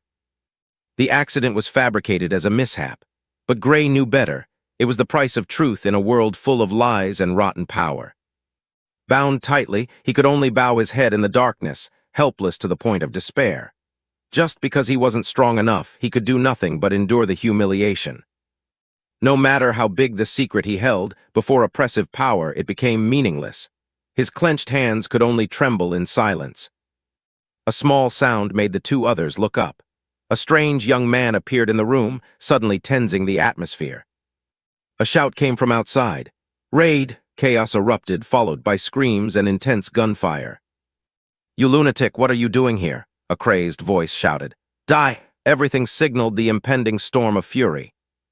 In the dark room, the three hostages looked up at the chaotic sounds outside, their eyes filled with confusion and fear. On high alert, the silver-haired young man opened his eyes wide, the fire in his gaze reflecting a hidden instinct awakening. A masked man stepped in, his demeanor cold. He swung a sword in front of them. "Cut the ropes and everyone can leave." He turned his head, his sharp eyes locking onto the young man. "We've never met, remember that." The light shone on the dagger stuck in the floor, surrounded by three bleeding hostages. An opportunity was given, but the price behind it remained unclear. The three rushed out of the room filled with corpses in panic, blood everywhere as evidence of a massacre. Meanwhile, the masked man stood silently, his cold eyes unwavering. The silver-haired young man turned his head, his eyes thoughtful. Beneath the messy hair was a face not of fear, but of chilling calmness. Before him were the bodies of those who had just tortured him. Surrounded by blood and bullets, what sent shivers down his spine was the silent question: did one person do all this? After escaping, he returned to a small diner. Though his body was battered, his steps were more decisive than ever. The door opened, the bell ringing like a signal of a new beginning. His aunt was stunned to see him in such a pitiful state, but he didn't answer. After all, what he needed now was a moment of calm before the next storm. Haejeong's aunt rushed over in panic, her eyes filled with worry as she saw her nephew covered in wounds. But Haejeong raised his hand to reassure her. "I'm fine, it's nothing serious." Haejeong smiled brightly to reassure her, though his bruised face was heartbreaking. "I'm okay, Auntie, don't worry." Not wanting his aunt to see him weak, Haejeong quickly turned away, walking into the kitchen with a firm demeanor. His aunt stood silently, speechless. The slanting light made her expression even more doubtful and anxious. The door slammed shut. Alone in the storage room, Haejeong sat down, his hands trembling. Now the strong facade crumbled, leaving only a young man wounded in body and spirit. In the dark room, Haejeong leaned back, his mind swirling with questions. Who was that guy? From Oseong, or a new force that had just stepped in? He killed everyone with just a dagger. Even the armed men didn't escape. The enemy was Chungu, yet he acted as if it was nothing. Haejeong rummaged through the drawer, gripping a small object. Only one thought remained in his mind. Who sent him here? Or did he have a personal grudge against Chungu? In the dim light, a row of USB drives appeared. The answer might be right inside. In the past, he had been humiliated and looked down upon, labeled as the traitorous son, the useless one who had abandoned his loyalty to Haejeong Jingu. When he plugged the red USB into the computer, an angry roar erupted as if from the past. The man shouted, asking where he had gotten it. Even with countless classified corporate files, media manipulation playbooks, shareholder structures, boardroom cabals, everything became meaningless without power. In the dark room, the cold light from the screen illuminated his determined eyes. He whispered to himself, "I need power." A tsunami of encrypted files appeared before him.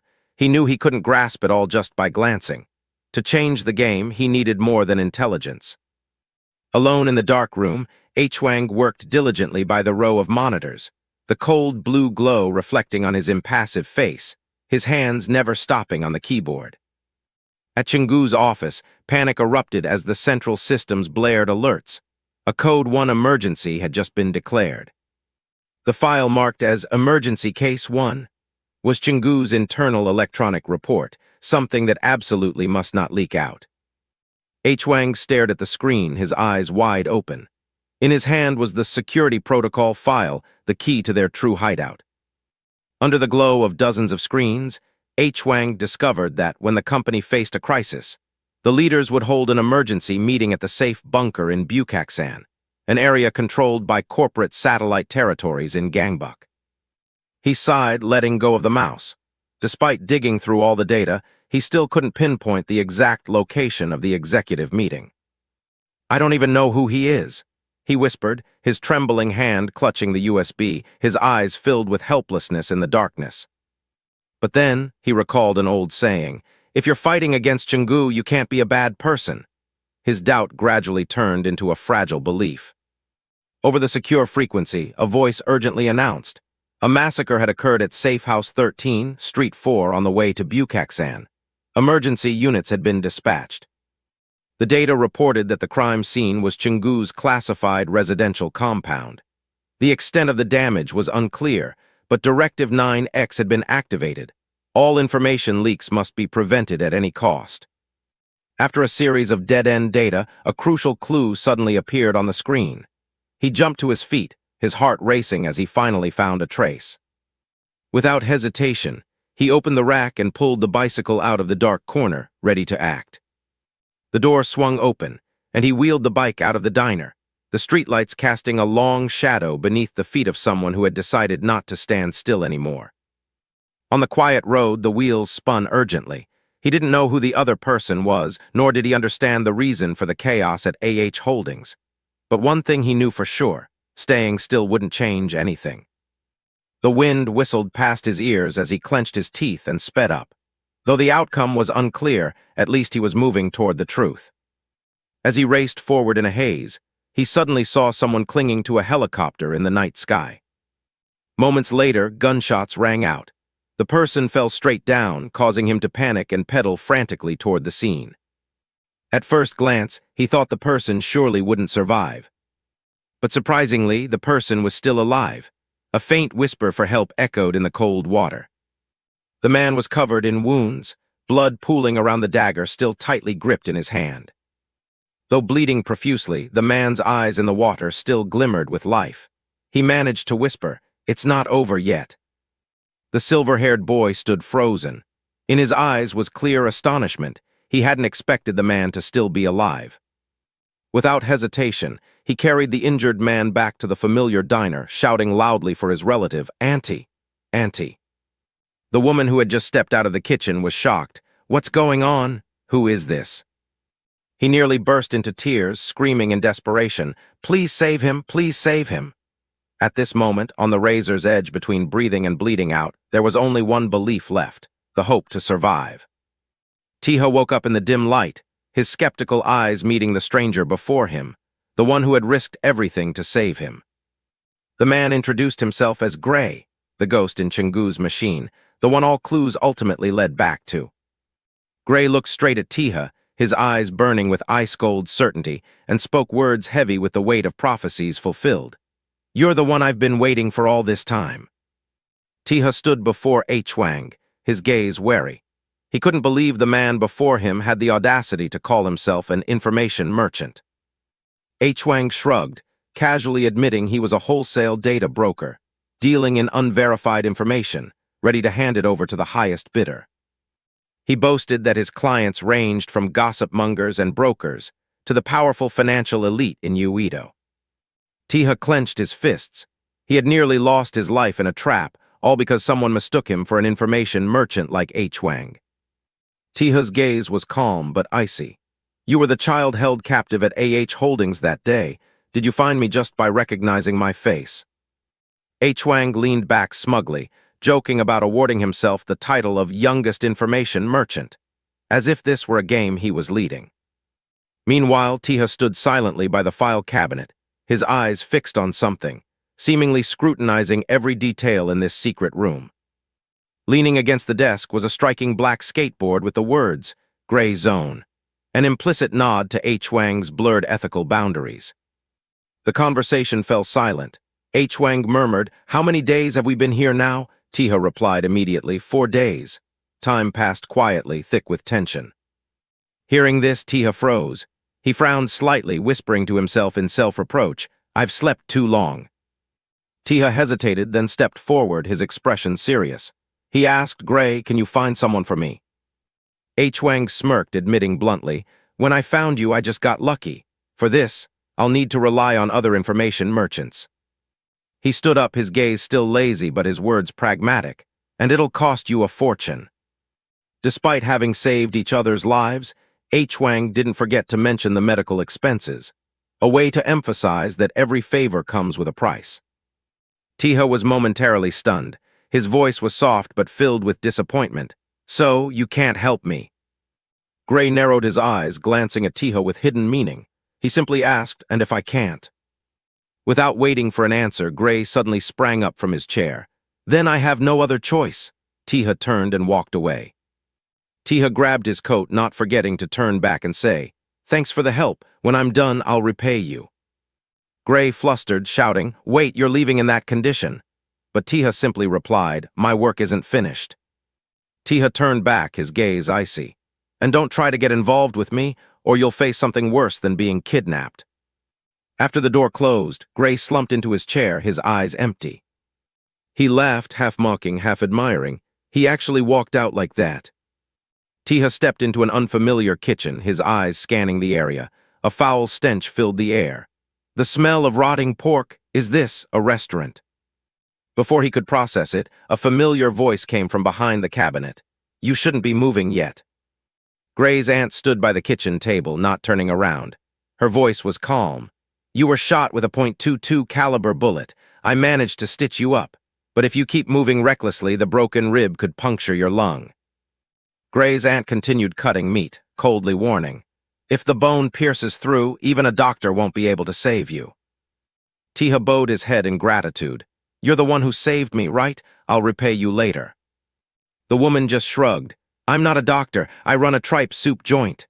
Her words were as indifferent as the rough stitches on Taeha's body. Taeha left the restaurant, the sunlight filtering through a pale blue dome. The air was eerily quiet. He paused, his eyes scanning the empty surroundings. Is this a market? Taeha looked down at the phone in his hand, the screen's light casting a doubtful expression on his face. He stood in the deserted market, pressing the phone to his ear. "This isn't my phone." Gray remained calm at his keyboard. "The old one's broken, still being repaired. This one's the same model, use it for now." Gray's voice came through the earpiece. "There's something else in your pocket. It's an earpiece, take it out and use it." Taeha reached into his pocket, pulling out a small black earpiece. He frowned, sensing this wasn't simple. Gray received the new device from Taeha.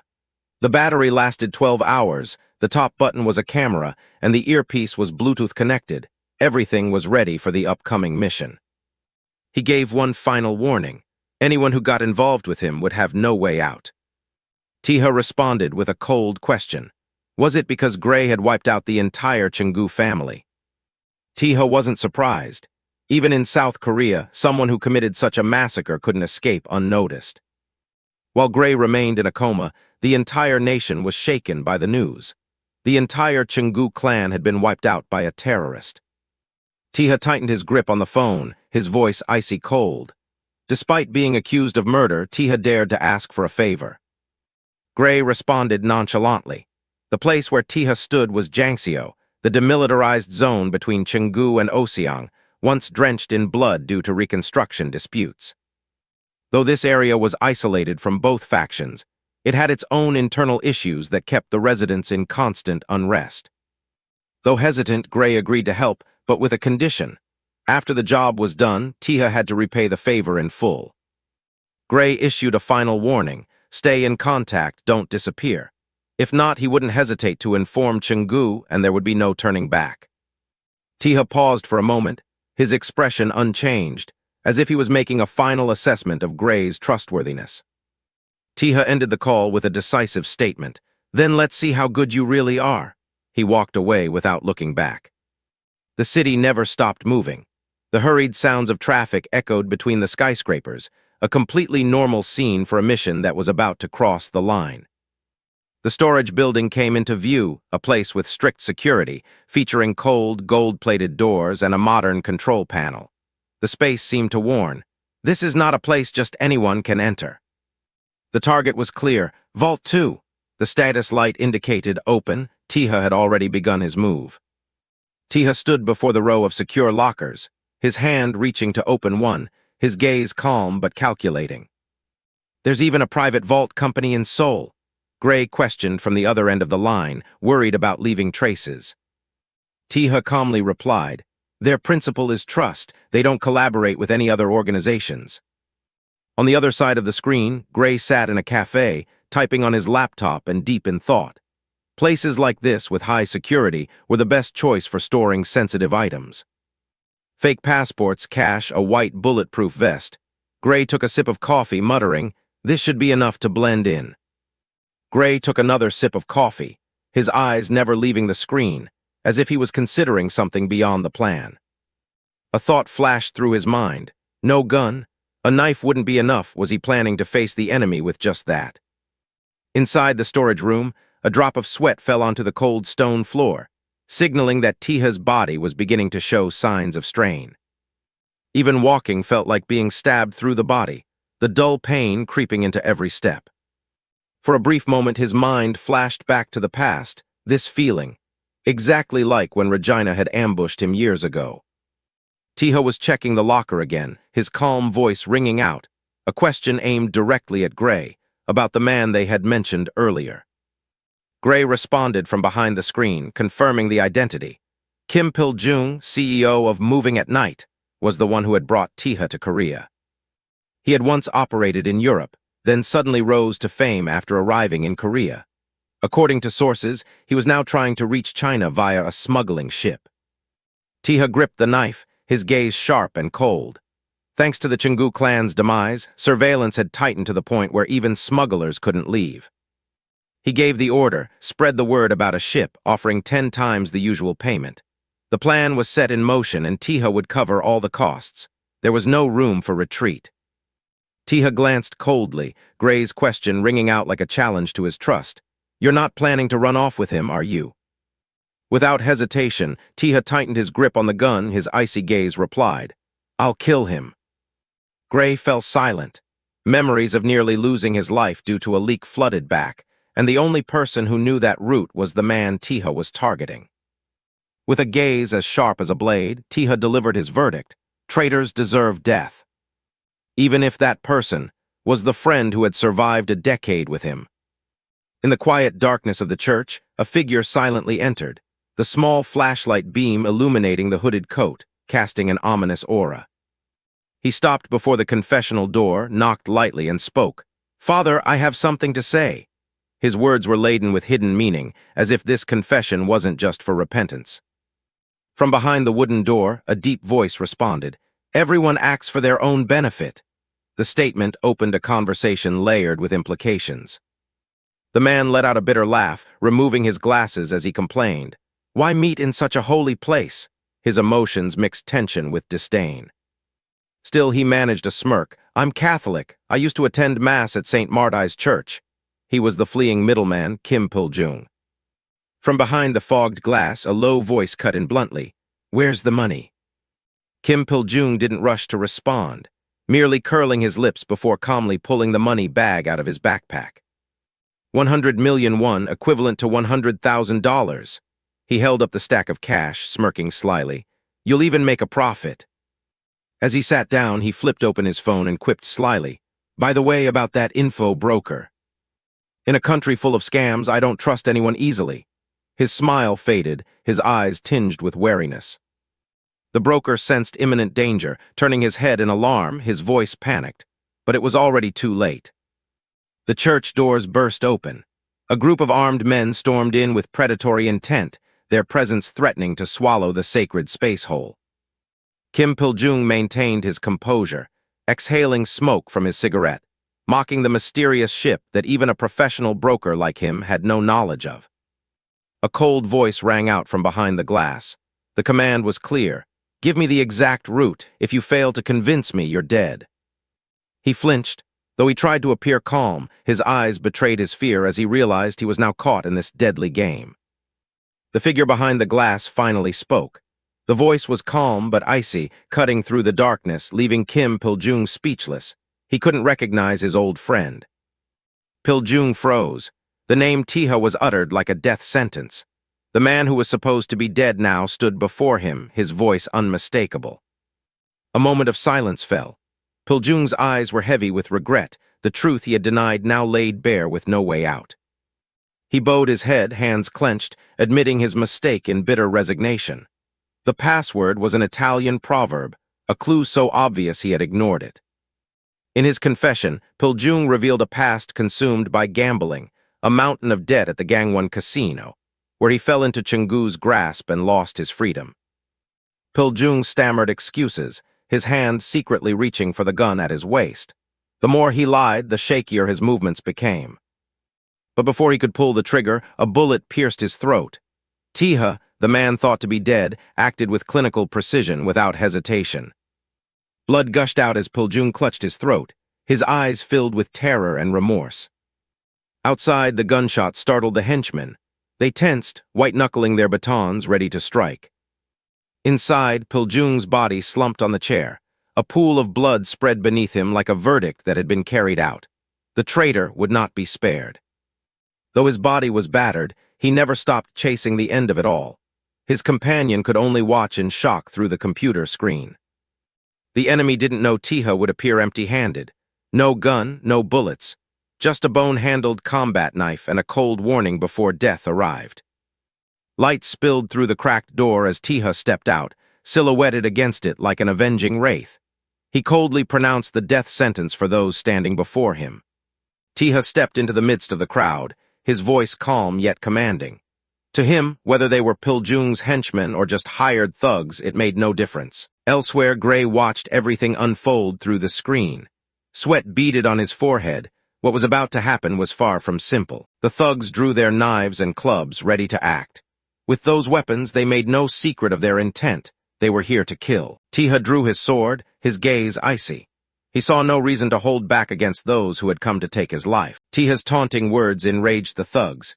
They shouted, mocking him as a one-armed cripple, someone not worth fearing. Hearing rumors of money hidden in the confession booth, they charged forward, screaming, "Kill him!" Bloodlust surged, and the chaos began. Taeha tightened his grip on the sword hilt, his eyes cold as if the pain didn't exist. He was ready to face them. Gray watched through the screen, his worry evident. Not only was Taeha's arm injured, but his ribs were also broken from a gunshot. What could he possibly do in that state? Without a moment's hesitation, Taeha launched the first strike.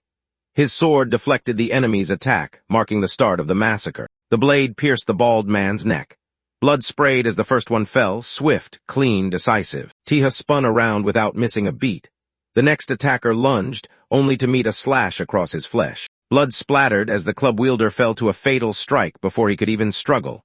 Taeha didn't stop. Taeha delivered a spinning kick to the next attacker. His movements were precise, decisive. He was in complete control of the battlefield. Another man charged, screaming wildly.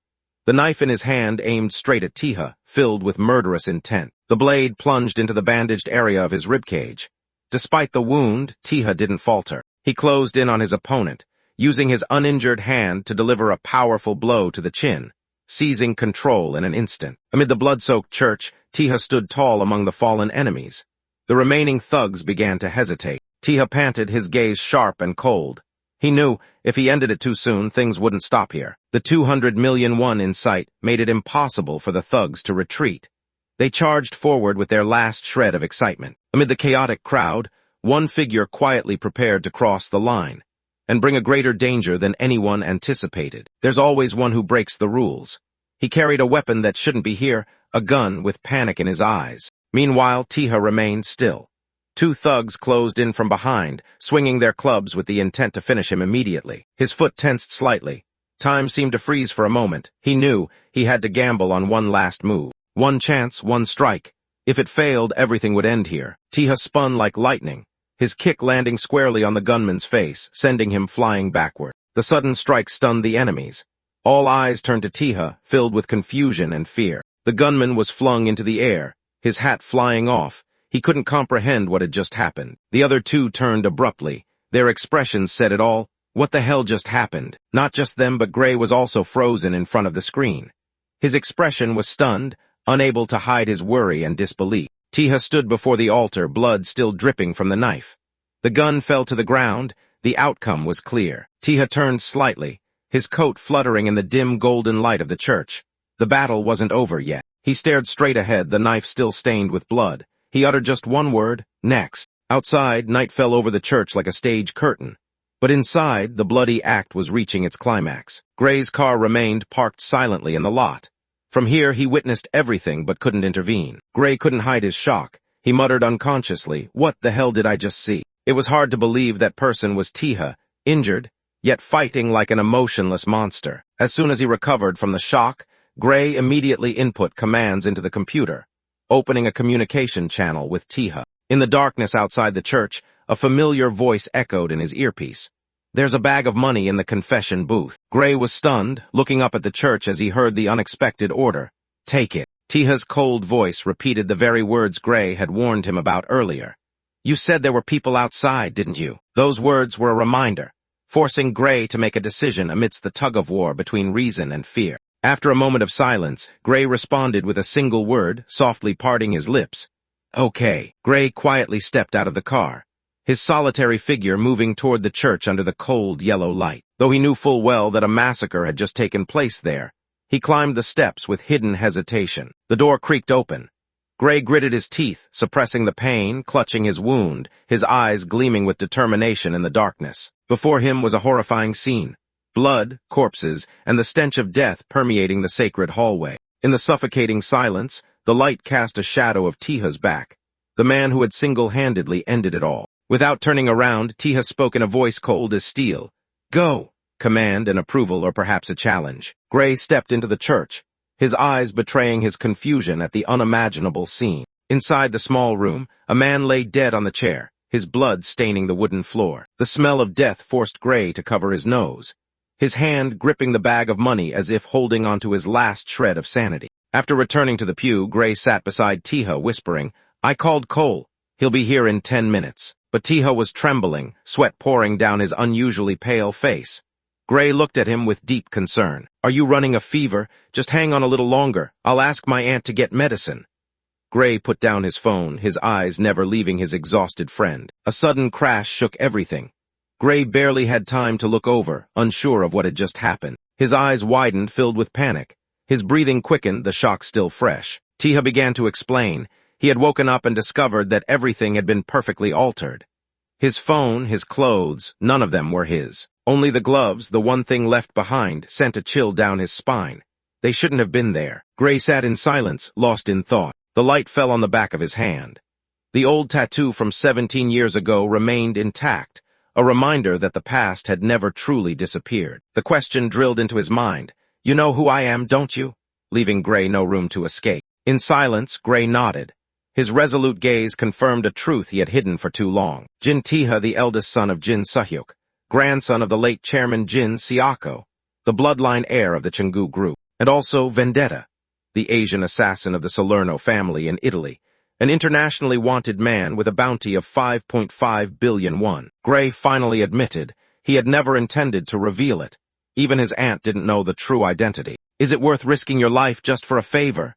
"Yes, Gray replied without hesitation, his loyalty unwavering. Taeha didn't complain, but Gray could no longer stay silent. As soon as the reproach left his lips, Gray removed the gloves, a decisive act as if shedding his long-held doubts. In a fleeting moment of reflection, Gray once thought he was skilled enough to deserve an award, the youngest information broker. But the truth was, he lacked something more important than equipment, experience. Gray looked up at the call. The other's eyes held no judgment, only an invitation. Taeha gently asked a simple question, one that turned everything upside down for Gray. Do you want to play on a bigger stage? Night fell and a luxurious hotel building lit up. This wasn't a usual meeting spot. It was an underground battlefield between powerful forces. Two men walked into the quiet hallway.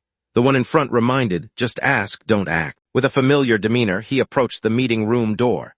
His companion nodded, promising not to embarrass Haejeong. The stern-faced old man with glasses emphasized, our organization's people rarely speak much. The young man gritted his teeth, scratching his head in frustration, but didn't resist. Clearly, this wasn't his playground. They entered the room. The polite old man spoke first. I apologize for making you wait. The atmosphere was about to shift. Taeha didn't beat around the bush. He bluntly assessed Gray as an impressive information broker, quick-witted and rational despite his youth. But to move forward, Gray had to be willing to bet his life. Gray was stunned by the condition. Though he wasn't directly fighting, following Taeha meant stepping into a whirlpool of death. In return, he would be trained to become the most exceptional information provider. Elsewhere, the tension was palpable. Powerful figures had gathered. The man in the center, elegant in appearance but with icy eyes, spoke with certainty. Because I will crush him once again. The man smiled faintly, leaning on his cane, but every word he uttered was as sharp as a cold blade. The silent battle had begun. The Grand Hyatt Hotel was bathed in a golden glow, a quiet night before the storm arrived. Soft music played in the modern room. The man sat alone, his voice calm and steady. To be honest, I didn't expect you to want to meet me so soon. His gaze shifted to the newly arrived group. You must have worked hard to take care of your family, but you should have called us first. We weren't planning to go anywhere. The sentence was cut off by a decisive gesture. The two men froze. The atmosphere in the room suddenly grew heavy. Jin-chung gently placed a finger on his lips, signaling silence. His face was calm but chillingly cold. Jin-chung sat still, his fingers lightly tapping on his cane. His expression was serene, as if waiting for the right moment. The music continued to play, but the entire room seemed to hold its breath. No one understood what was about to happen. Suddenly Jin's fist clenched, a signal not meant for words. He raised his hand decisively and calmly, as if even the air had to obey. The two men were momentarily confused. They didn't understand, but they clearly felt the shift. A round of applause broke out. The solitary sound shattered the stillness and marked the beginning of a new game. The bespectacled man smiled faintly, clapping softly. The perfect moment to applaud, he said, as if praising a personal performance. Jin-chung leaned back, his tone enthusiastic as if narrating a story. Do you know what that piece of music is? The other man adjusted his glasses and replied without hesitation. Schubert, Op 1, D328 lists arrangement of the devil. A bit rough, probably self-played. Jin-chung's eyes narrowed slightly. No reaction, but it was clear he had been seen through. Turn it off, Jin ordered. His voice wasn't loud, but it was enough to silence the entire room. The female bodyguard standing nearby complied. Her voice was calm. I played that piece in 6th grade for a competition. Jin-chung leaned back, his voice lowering. The family members who came to watch that performance are all dead now. Then, slowly putting on her earphones, she added, I won, but I stopped playing because of wrist pain. Jin-chung leaned back, his voice lowering. The family members who came to watch that performance are all dead now. The atmosphere in the room grew somber. If I had known sooner, they wouldn't have died so hopelessly. The young man reacted immediately. I warned that there was something very wrong with that person and we should cancel the meeting. Before he could finish, Jin-chung raised his hand to stop him, gently but with authority. Even though I warned. His expression softened, almost smiling. Put out the cigarette, weren't you taught manners? Facing that smile, the young man's eyes darkened, suppressing his anger, but it was clear his patience had been pushed to the limit. Jin-chung mentioned an unwritten rule. Emergency Directive Number 1 of Chenggu, in case of an incident, the entire family must be present. No one is allowed to be absent. No one is allowed to delay. That's why I ordered the burning of 200 million won from the Haejeong faction, Jin-chung admitted. He wanted to bury everything, handle it quietly, but not quickly enough. The cane by his leg tilted slightly. Everything started from there. In the end, I took the fall, Jin said, tapping his thigh lightly. And this leg is the result. That night, even the headquarters security team was wiped out. His eyes were sharp as knives. So, how did you survive? The young man looked up calm. I told you, I'm not bound by those rules. Jin Chung smirked disdainfully. In the eyes of that madman, what rules exist? Did you expect him to avoid friendly fire? The sound of a fist clenching, the cigarette crushed without hesitation. Enough, the young man growled. Do you think I would do something to dishonor my parents? Jin Chung chuckled lightly. Jealous, really? You still have parents to vouch for you, while others have no one left. The bespectacled man silently adjusted his glasses, saying nothing, but his gaze was heavy with thought. The silence lingered, then a question rang out sharp as a knife. So, who handled that terrorist? Jin Chung curled his lip, shrugging arrogantly. Who else but Sir Baek Junsu handled him? The statement, seemingly a joke, immediately drew the room's attention to the silver-haired man, Baek Junsu, a living symbol of discipline and lethality. The young bodyguard silently glanced at her mentor. Beneath the tailored suit lay blood-soaked memories and survival lessons from hell. Sir Baek, is that true? The question came from across the room. Baek Junsu didn't beat around the bush. It's true. His voice was calm, like a cold blade cutting through the air. The text at his feet confirmed his identity. Former personal bodyguard of the Chunggu chairman, head of the security division, Baek Junsu. The eyes behind the sunglasses flashed. An undercurrent was moving. The situation wasn't as simple as it seemed. The gray-haired man turned gently, speaking calmly. I've got the gist of it. Now tell me, what do you want? Jin Chung didn't need any compensation. What he wanted was absolute silence about the recent incident. He coldly concluded, from the beginning, Chen Heeman never met the attacker. No matter who asks, the answer is always the same. The young man frowned. Was Jin Chung really going to let this slide? Why was Chenggu actively hiding the truth? The bespectacled man said nothing, just lit a cigarette, a silent confirmation. He took a drag, his eyes steady. So, is that enough for you? The words were vague, but carried a weight that pressed down on the air. Jin Chung was about to retort, but Baek Junsu's hand rested on his shoulder. A light gesture, yet it made the entire room freeze. Jin Chung turned his head abruptly, his gaze wary. Baek Junsu's hand on his shoulder, steady yet weighty. Baek Junsu softly confirmed, he said enough, a simple statement, yet it blocked any further rebuttal. The smoking man chuckled, his tone half serious, half joking. I need to think Sir Baek care for a smoke. Baek Junsu declined gently but firmly. I quit. The response made the room's atmosphere pause momentarily. Jin Chung slammed the table, his anger erupting. Under the pressure, the table cracked. The warning was all too clear. With bloodshot eyes and a dark voice, Jin Chung hissed, I will be the next chairman. What are you going to do about it? It was no longer a threat. It was an ultimatum. The man at the pinnacle of power, with a cigarette on his lips and a mocking smile, casually issued orders, as if speaking to a dog unaware of its place. Those words weren't his alone but the former chairman's, and now he was the one tasked with carrying them out. The negotiation ended. Without another word, he left first, decisively and confidently, leaving a heavy atmosphere behind. He didn't forget to leave a parting remark, half joke, half order, a reminder of his position and a calculated disdain. The room returned to silence. Only 3 people remained with unspoken thoughts weighing heavily. But those eyes still wide open, filled with anger. Silence wasn't acceptance, but a flame waiting to ignite. The elevator stopped at the 20th floor. A voice spoke softly but with hidden meaning. You were truly impressive. The two stood in the elevator. The soft light cast shadows on their backs. You alone suppressed Chenggu with just your words. The man adjusted his glasses, his gaze cold and sharp. I came for that. Jin Chung still doesn't understand how this world works. Heeman hesitated to respond, but deep down he understood. Chairman Jin Gyuho surely never told him that. This is the price Jin Chung must pay for not dealing with that rogue sooner. His eyes widened, the truth hitting him straight in the mind. So that means... The man pushed his glasses up, smiling faintly. The villa incident was probably orchestrated by Jin Chung. A pause, to secure the chairman's seat. The elevator doors opened, a decisive step echoing in the quiet lobby. The brown-haired man glanced at his companion and said softly, Heeman, before Chenggu finds out, we need to figure out who attacked the villa. The bespectacled man immediately retorted, he's dead, but the response he received was cold. He's still alive. Baek Junsu doesn't kill. He stopped, his serious eyes piercing the other, as if engraving that fact into memory. The question previously uttered in the room echoed in his mind. Sir Baek, is that true? Baek Junsu didn't deny, didn't hesitate. He simply nodded calmly. It's true. Heeman gradually pieced together the missing fragments. That man wasn't an actor hired by Jin Chung. He was just one of the survivors after Baek Junsu's disciples were killed one by one. A suitable pawn, ready to kill and silence everything on command. Heeman recalled the clue. During their brief encounter, he had mentioned he had just returned to Korea after a long disappearance.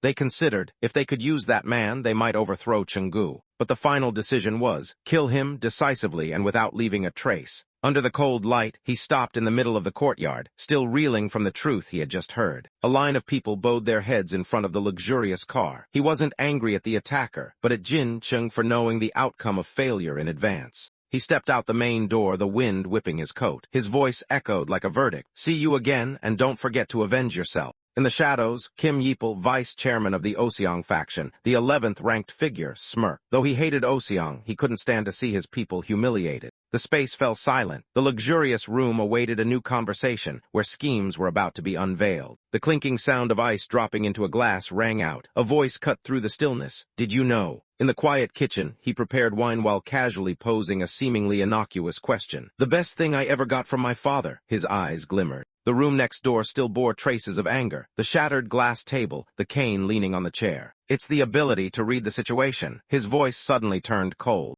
"When Kim Yeopil asked about killing Jin Taeha, I felt something very strange." He laughed, sipping his wine. "Clearly, you returned after handling him that day, but then he jumped onto a helicopter, leaving my leg in this state." He took a sip of wine, his eyes darkening as old suspicions resurfaced. Jin Taeha, was he really dead? Doubt spread like darkness across his mind. That name, Jin Taeha, still had no body. Did that mean he was still alive? Baek Junsu didn't deny it. A cold truth echoed in the silence. To this day, no one has found his body. Night fell over the Grand Hyatt. A cold question pierced the silence as if to tear through the calm. "Did you think I intentionally let Jin Taeha leave?" Baek Junsu stood straight, his voice calm but firm. "It was he who fired the shot that killed the master that day." Jin Chung remained silent, his glass of wine trembling slightly. Jin Chung leaned back, his gaze icy. "We wouldn't have come this far if you hadn't finished him off that day." Baek Junsu didn't argue. He only acknowledged one thing. Jin Taeha had grown stronger, far beyond any calculation. The words cut deep into Jin Chung's anger. His cane shattered the glass table, shards flying everywhere. No one spoke another word. Jin Chung turned his back, leaving a curt remark, "Forget it." Jin Chung walked away with calculated steps, reminding himself that the most important thing now was the board meeting. He needed absolute support to join the committee and consolidate his power. He turned his head, his gaze half threatening, half probing, asserting that whether Jin Taeha was alive or dead, Baek Junsu could not turn his back on him. Baek Junsu smiled faintly, responding with a familiar promise. "I always keep my word, young master." Late at night, a helicopter waited on the rooftop. Baek Junsu escorted Jin Chung to the landing pad, the tension palpable amidst the whirring of the blades. A figure appeared before the blinding headlights, an unmistakable silhouette. Jin Taeha, alive. Jin Chung was stunned. The question escaped him instinctively. "What? You're still alive?" The bespectacled man could no longer remain calm. The previous promise had been broken, and he pleaded for a reconsideration of the personnel transfer order. Rage erupted. Once a guard for the main family, he was now relegated to protecting an unknown director. This humiliation was unbearable. His eyes burned with resentment. If he had known this would be the outcome, he would have rather betrayed them. A voice as cold as steel cut through the outburst from behind. "Then who gave you the right to open your mouth and resist?" Jin Chung bent down, his lips curling into a dangerous smile. From a distance, the female bodyguard approached, her gaze sharp. The atmosphere on the rooftop began to freeze.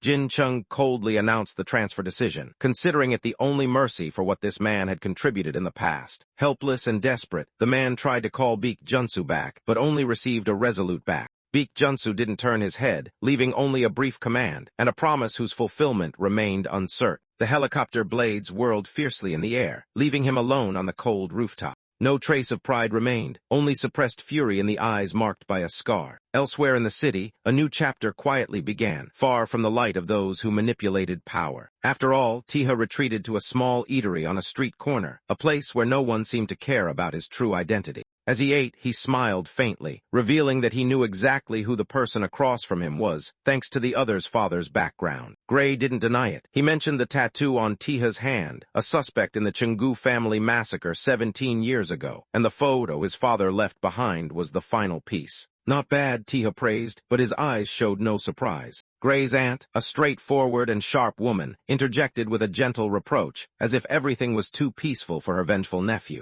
She placed the painkillers down and reminded him softly, "If you really want revenge after 17 years, you should know how precious time is." When Gray suddenly asked directly, the air in the shop seemed to freeze. The question was sharp as a knife, piercing the heart of the person across from him. In Gray's memory, betrayal had only one outcome: death. No compromise, no forgiveness. The young man trembled as he denied it, but Gray wasn't easily convinced. For him, trust was always a luxury. Gray's aunt interjected with a detached but sharp tone. With a cold-blooded past like the mafia, she understood assassins never trusted easily. Taeha continued eating calmly, his hands never stopping. Every move seemed carefully considered, doing what needed to be done at the right time without hesitation. With a faint smile, Taeha revealed the real reason. To him, someone hated by both the Chungu and Oseong families couldn't possibly be a bad person. Gray chewed his meat leisurely, as if he hadn't just uttered a deadly threat. His aunt and Taeha behind him could only remain silent. If they betrayed him, he would just handle it on the spot. The thought was clear in the minds of the other two, like a suspended sentence.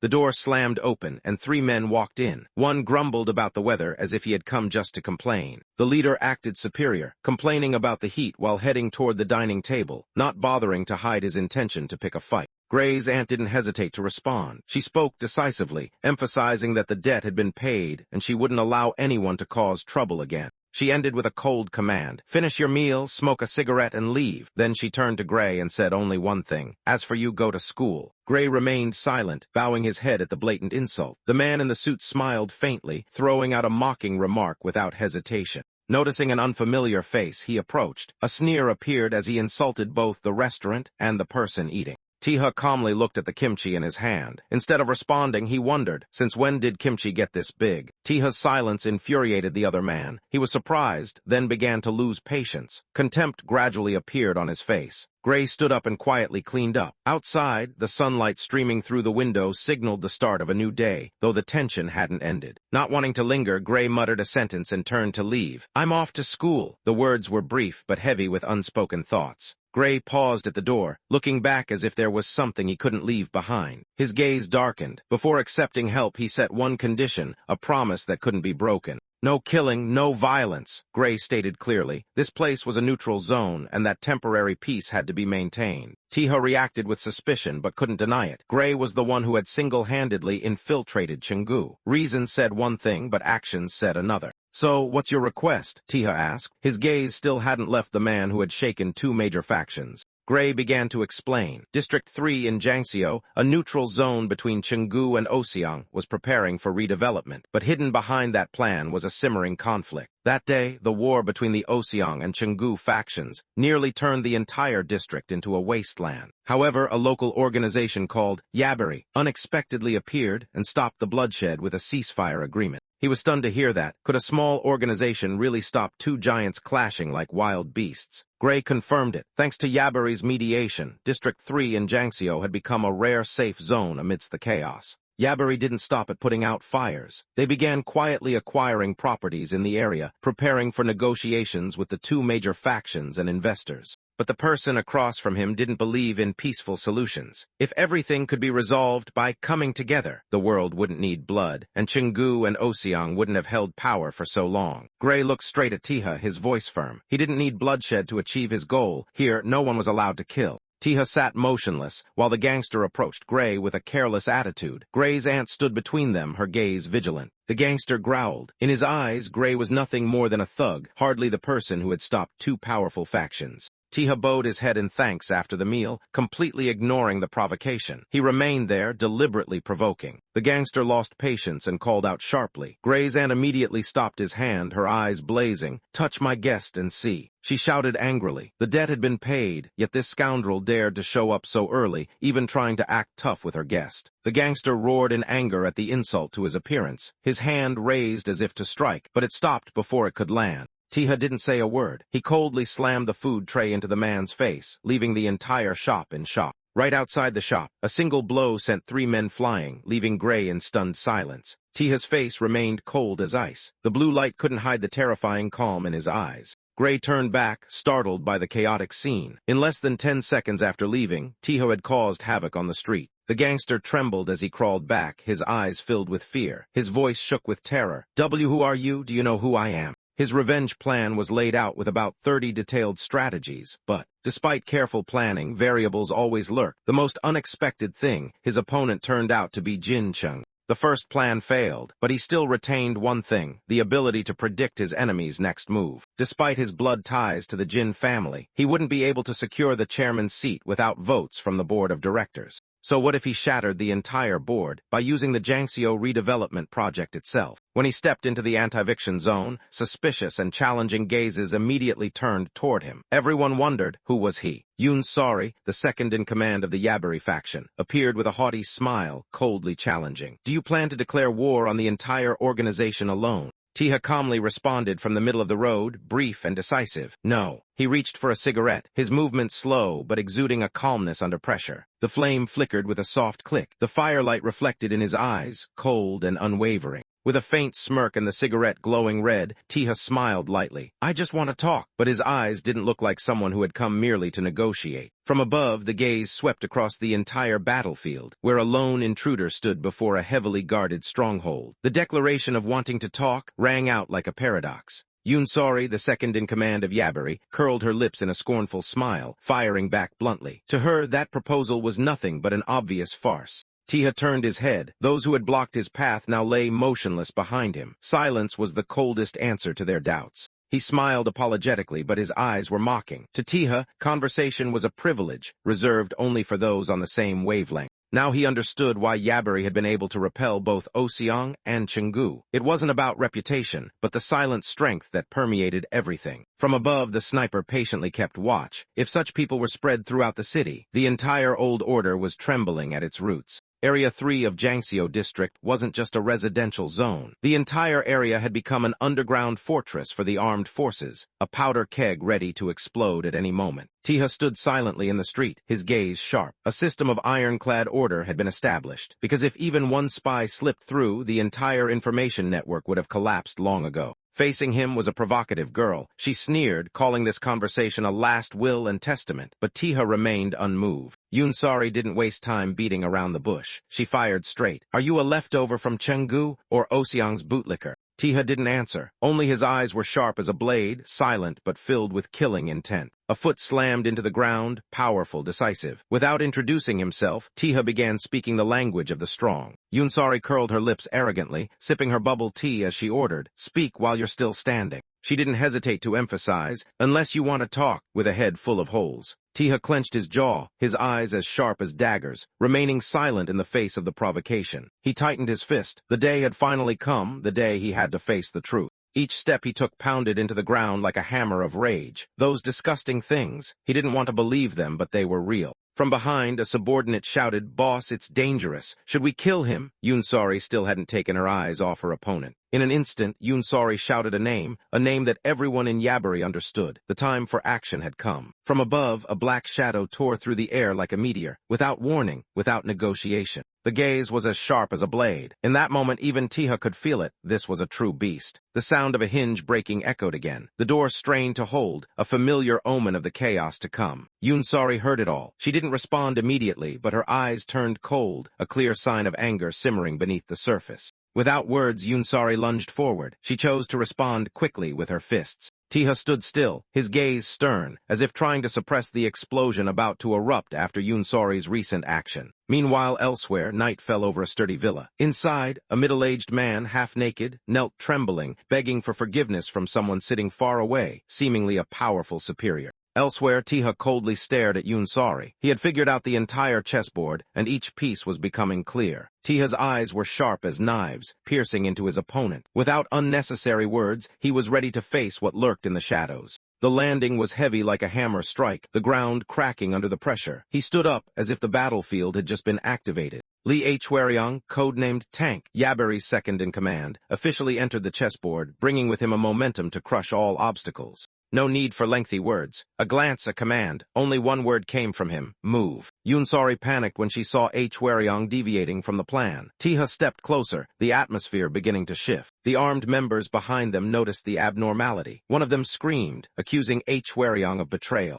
Without explanation, Taeha snatched the coffee cup from Yoon Sori's hand, drawing all eyes toward him. He curled his lip, mocking the drink she was sipping, something no better than sewage, just like the rotten forces they clung to. Yoon Sori froze, confused about Taeha's true intentions. But as he stepped closer, that gaze, calm and decisive, said it all. This wasn't a negotiation, but the beginning of a reversal. Yoon Sori hesitated, her eyes revealing confusion as she noticed something unusual in Taeha's actions. Taeha turned away, his voice cold as judgment. In this world, there are only those unworthy of conversation. He walked away without looking back. Anger surged across Yoonsori's face. She shouted, demanding Haejeong stop him, but was met with silence. She chased after him in frustration, while Haejeong remained still, his eyes following Taeha's retreating figure. He only replied softly, "He means no harm," as if justifying his unexpected choice. Yoonsori half smiled, half fumed. "So you're letting him meet the boss for real? This organization sure runs smoothly." Lee Haejeong, the man known as Tank, smiled faintly. His eyes lit up as if he had encountered a rare energy. "Even I can feel it. The boss must feel it too." Taeha walked away decisively, his back straight. His presence caused the surrounding atmosphere to freeze. The last time someone made the battlefield fall silent like this was during the war. The night market was quiet, shops closed, dim lights casting shadows on the old concrete walls. Everything seemed to hold its breath before an impending shock. 1, 2, 3. The count rang out decisively, like a command signaling a carefully planned infiltration. Clutching the edge of the wall, 2 men stood by the narrow window. Taeha spoke in a low voice. "Hold tight." The other nodded without hesitation. "Got it." The drill roared, each screw removed in silence. The door was gradually opening, not with a key, but with cold determination and decisive action. The door finally closed smoothly. Taeha raised his head and called out loudly, as if signaling the mission was complete. From inside, the older woman spoke with suspicion. Taeha replied without hesitation. All he cared about now was the reward after the job. The witty reply didn't calm the owner's anger. She pointed straight at his face, declaring she'd kick him out if he messed up again. Taeha tried to soothe her, but before he could say more, the sound of a crash rang out. The woman shouted angrily, and Yoonsori suddenly appeared behind him. Sori stepped in, surprised to see the recently repaired door now in ruins. Behind her, Lee Haejeong entered silently. But instead of getting angry, Sori immediately changed her expression, rushing to hug the woman like a child who hadn't seen her mother in a long time. The affection in that moment transcended all the earlier chaos. Auntie Nana pinched Yoonsori's face until it distorted, growling about the door that had just been broken. But Sori just looked clueless, not understanding how serious it was. Taeha stood at a distance, his gaze cold. He silently compared. The girl before him was completely different from Sori this morning. This wasn't an act, it was her true nature. Yoonsori knelt by the door, coldly recounting how Choi Boksu had once hit Auntie Nana. Her tone was no longer playful, filled with killing intent and calculation. She bowed her head in apology. They had already dealt with that bastard, she said bluntly. Hopping this time it could be overlooked. Auntie Nana didn't ask further. Still curt but with hidden concern, she pointed to the kitchen. "Once it's fixed, go eat. You're too thin." In a private conversation between Gray and Taeha, Auntie Nana's past gradually came to light. During the war, she had treated countless members of Yabari without expecting payment. She didn't just help civilians, but had also saved Yoonsori's father, the previous leader, multiple times. In the eyes of Yabari, she was a living benefactor. Taeha couldn't hide his disdain. He laughed coldly, questioning how those under their command dared to treat someone their leader had once seen as a benefactor so poorly. Taeha continued to mock. He said if someone like her was treated like trash, then perhaps the current leader was nothing but a figurehead, a puppet, and nothing more. The sound of shoes stomping aggressively echoed. One of the men in the shop couldn't hold back anymore, venting his frustration with vulgar words, as if Taeha had committed a great crime. Yoonsori didn't flinch, instead smiling mockingly. She arrogantly sat on the table, posing provocatively. "Say it again, you goody two-shoes." But Taeha was different. He wasn't provoked by the taunt. What caught his attention was the rope from earlier. It wasn't ordinary. The tension, the vibration, everything was different. Sori knew it too. Her eyes flashed with realization. "You know it, don't you?" Those words weren't just a statement but a warning. Lee Haejeong, who had been observing everything from the start, spoke up. He had seen Yabari members ambushing from the rooftops when he arrived. The situation was far more complicated than it seemed. From the other side of the window, the gunman silently raised his weapon, not toward Lee Haejeong as expected, but directly at the eatery where Yoonsori was. There was no doubt now, their target was the new leader of Yabari. The snipers positioned on the surrounding buildings were all waiting for a single signal. On the surface, it was calm, but beneath lay a political drama full of schemes. Yoonsori, though the leader, was being manipulated like a puppet. Taeha lowered his voice. This public place wasn't safe to continue talking. He proposed a meeting at 9 p.m. at Bamun Restaurant, where he believed he'd find answers.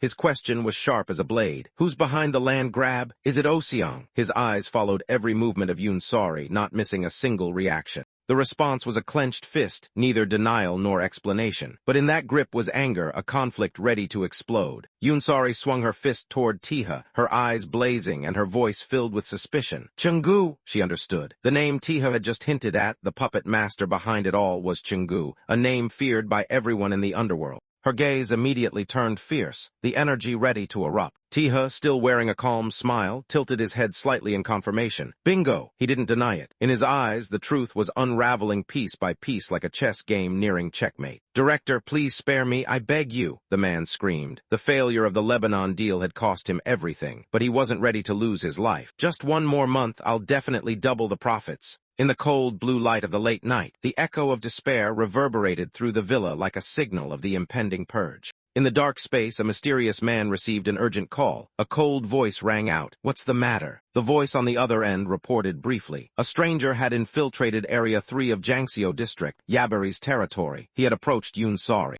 However, this man wasn't ordinary. The moment he stepped in, he had noticed their presence, the hidden snipers on the upper floors. A question was raised. How should we handle this? No answer was needed. The order was silently understood. A metal gate opened in the darkness, revealing the claws of a strange creature. A mutated lion appeared. Its glowing golden eyes and blood-stained teeth showed it wasn't a pet, but an execution tool. On the lawn, the man who had just begged for his life immediately backed away in panic. He screamed in despair, "No, don't come closer." The panicked man ran away in desperation. He screamed, begging for mercy from the director, but his cries dissolved into the cold void. In his panic, he wept bitterly, tears and snot streaming down his face. His plea for one last chance echoed like the despair of someone with no way out. A dry thud echoed. Blood splattered across the glass. Inside, the man calmly sat looking at Gray's photos, as if the life before him was just a smudge of ink. In the dark room, the shirtless man smiled with delight. He was Hong In-jae, director of the Chungu Council, part of the Jincheng faction. His deep voice rang through the phone. "Interesting. Capture him alive for me."